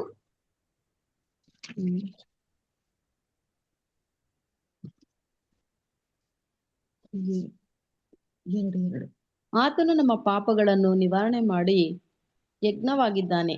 ನಮ್ಮ ಪಾಪಗಳನ್ನು ಮಾತ್ರವಲ್ಲದೆ ಸಮಸ್ತ ಲೋಕದ ಪಾಪಗಳನ್ನು ಸಹ ನಿವಾರಣೆ ಮಾಡಿದ್ದಾನೆ. ನೋಡ್ರಿ, ಅದೊಂದು. ಆಮೇಲೆ ನೋಡ್ಬೇಕಾದ್ರೆ ಏನಾಗುತ್ತೆ ಅಂತ ಕೇಳಿದ್ರೆ ಆತನು ನಮ್ಮ ಪಾಪಗಳನ್ನೆಲ್ಲ ನಿವಾರಣೆ ಮಾಡಿದ್ದಾನೆ ಅಂತ ಹೇಳ್ತಾನೆ. ಒಂದ್ ನಿಮಿಷ, ಇಲ್ಲಿಗೆ ಕೊನೆಗೆ ಒಂದು ವಾಕ್ಯ ಓದ್ರಿ.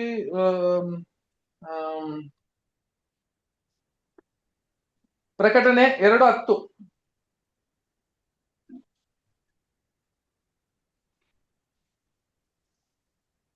ಪ್ರಕಟಣೆ 2ನೇ ಅಧ್ಯಾಯ 10ನೇ ವಾಕ್ಯ.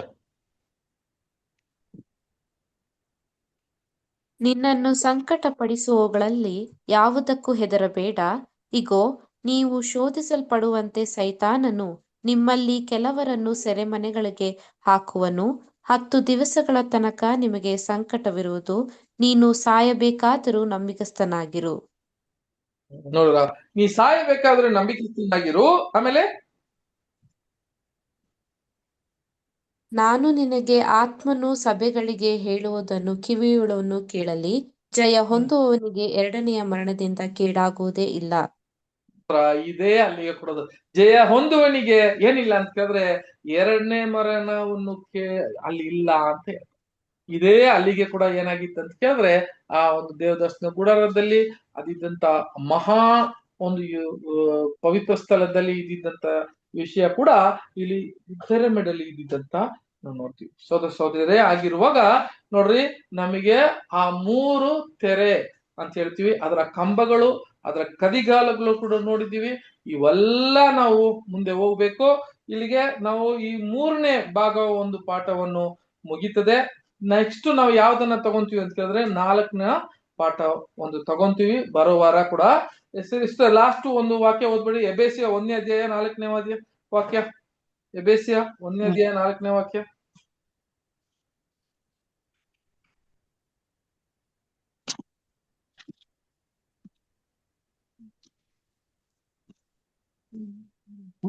ಯೇಸುವಿನಲ್ಲಿ ಹೇಗಂದರೆ ನಾವು ಪ್ರೀತಿಯಲ್ಲಿ ನಡೆದು ಆತನ ಸನ್ನಿಧಿಯಲ್ಲಿ ಪರಿಶುದ್ಧರು ದೋಷವಿಲ್ಲದವರು ಆಗಿರಬೇಕೆಂದು ನಮ್ಮನ್ನು ಜಗದೋತ್ಪತ್ತಿಗೆ ಮುಂಚೆ ಕ್ರಿಸ್ತನಲ್ಲಿ ಆರಿಸಿಕೊಂಡನು.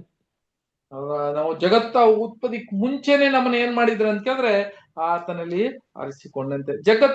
ಜಗತ್ತಕ್ಕೆ ಮುಂಚೆ ಅಂತ ಹೇಳುವಾಗ ಯಾವ ಜಗತ್ತು ಬಗ್ಗೆ ಮಾತಾಡ್ತಾ ಇದ್ದಾರೆ ಅಂತ ಕೇಳಿದ್ರೆ, ನಾವು ಜಗತ್ತು ಈ ಲೋಕವು ಉಂಟಾಗೋದಕ್ಕೆ ಮುಂಚೆನೆ ಕ್ರಿಸ್ತನಲ್ಲಿ ನಮ್ಮನ್ನ ತಿಳ್ಕೊಂಡಿರೋ ವಿಷಯನ ಇಲ್ಲ, ಬರುವ ಒಂದು ರಾಜ್ಯದಲ್ಲಿ ಬರುವ ನಾವು ಜಗತ್ತು ಇದೆಯಲ್ಲ ಅದಕ್ಕೆ ಮುಂಚೆನೆ ಕ್ರಿಸ್ತನಲ್ಲಿ ನಮ್ಮನ್ನ ತಿಳ್ಕೊಂಡ್ಬಿಟ್ನ ಅಂತ ಕೂಡ ಅದನ್ನ ನಾವು ಯೋಚನೆ ಮಾಡ್ಬೇಕು.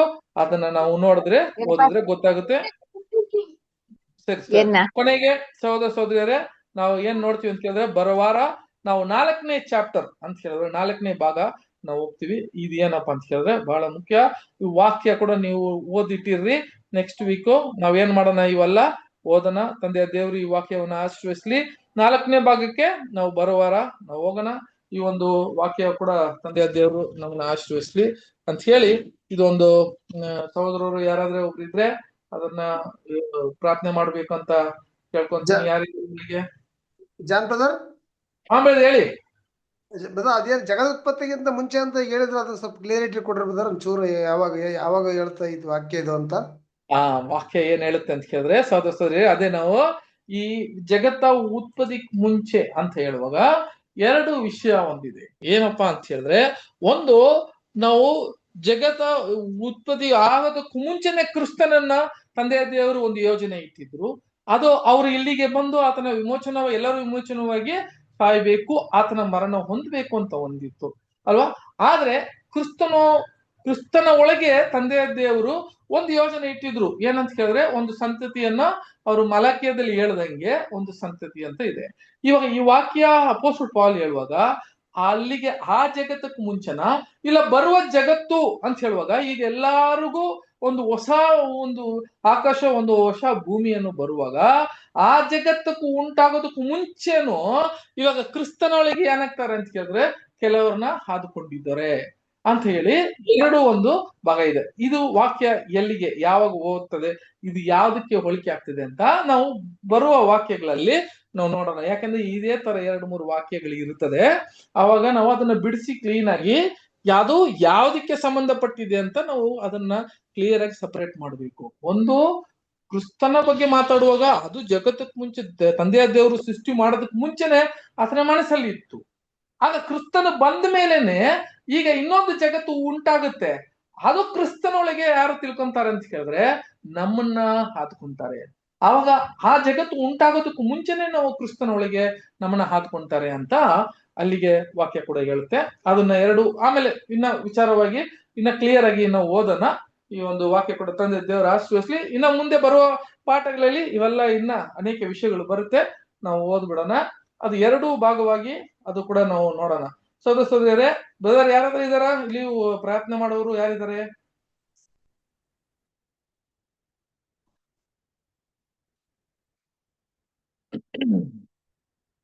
ಸರಿ, ನಾನೇ ಪ್ರಾರ್ಥನೆ ಮಾಡ್ತೀನಿ. ಯಾರು ಇಲ್ಲ ಇಲ್ಲಿ? ನಮ್ಮ ಬ್ರದರ್ಸ್. ಓಕೆ, ಪ್ರಾರ್ಥನೆ ಮಾಡ್ಕೊಳ್ಳೋಣ.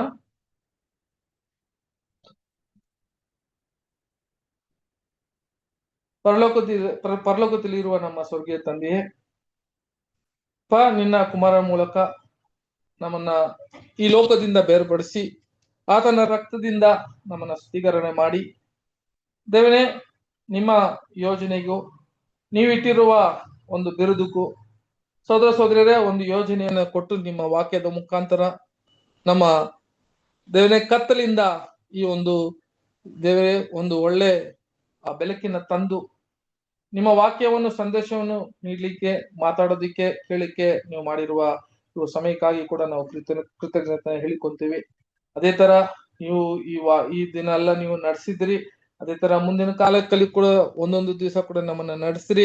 ಬಂದಿರುವ ಎಲ್ಲಾ ಸಹೋದರ ಸಹೋದರಿಯರು ಕೂಡ ನೀವು ಆಶೀರ್ವಾದ ಮಾಡಬೇಕು ಅಂತ ನಿನ್ನ ಕುಮಾರನ ಮೂಲಕ ಈ ಪ್ರಾರ್ಥನೆ ಕೇಳ್ಕೊಂತೀವಿ ನಮ್ಮ ತಂದೆ ದೇವರೇ.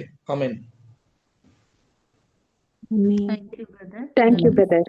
ನಮಸ್ತೆ ಬ್ರದರ್. ನಮಸ್ತೆ ನಮಸ್ತೆ all brothers and sisters. Good night. ಎಲ್ಲ ಬ್ರದರ್ ಸಿಸ್ಟರ್ಸ್ ನಮಸ್ತೆ. ಎಲ್ಲ ಬ್ರದರ್ ಸಿಸ್ಟರ್ಗೆ ನಮಸ್ತೆ. Thank you brother.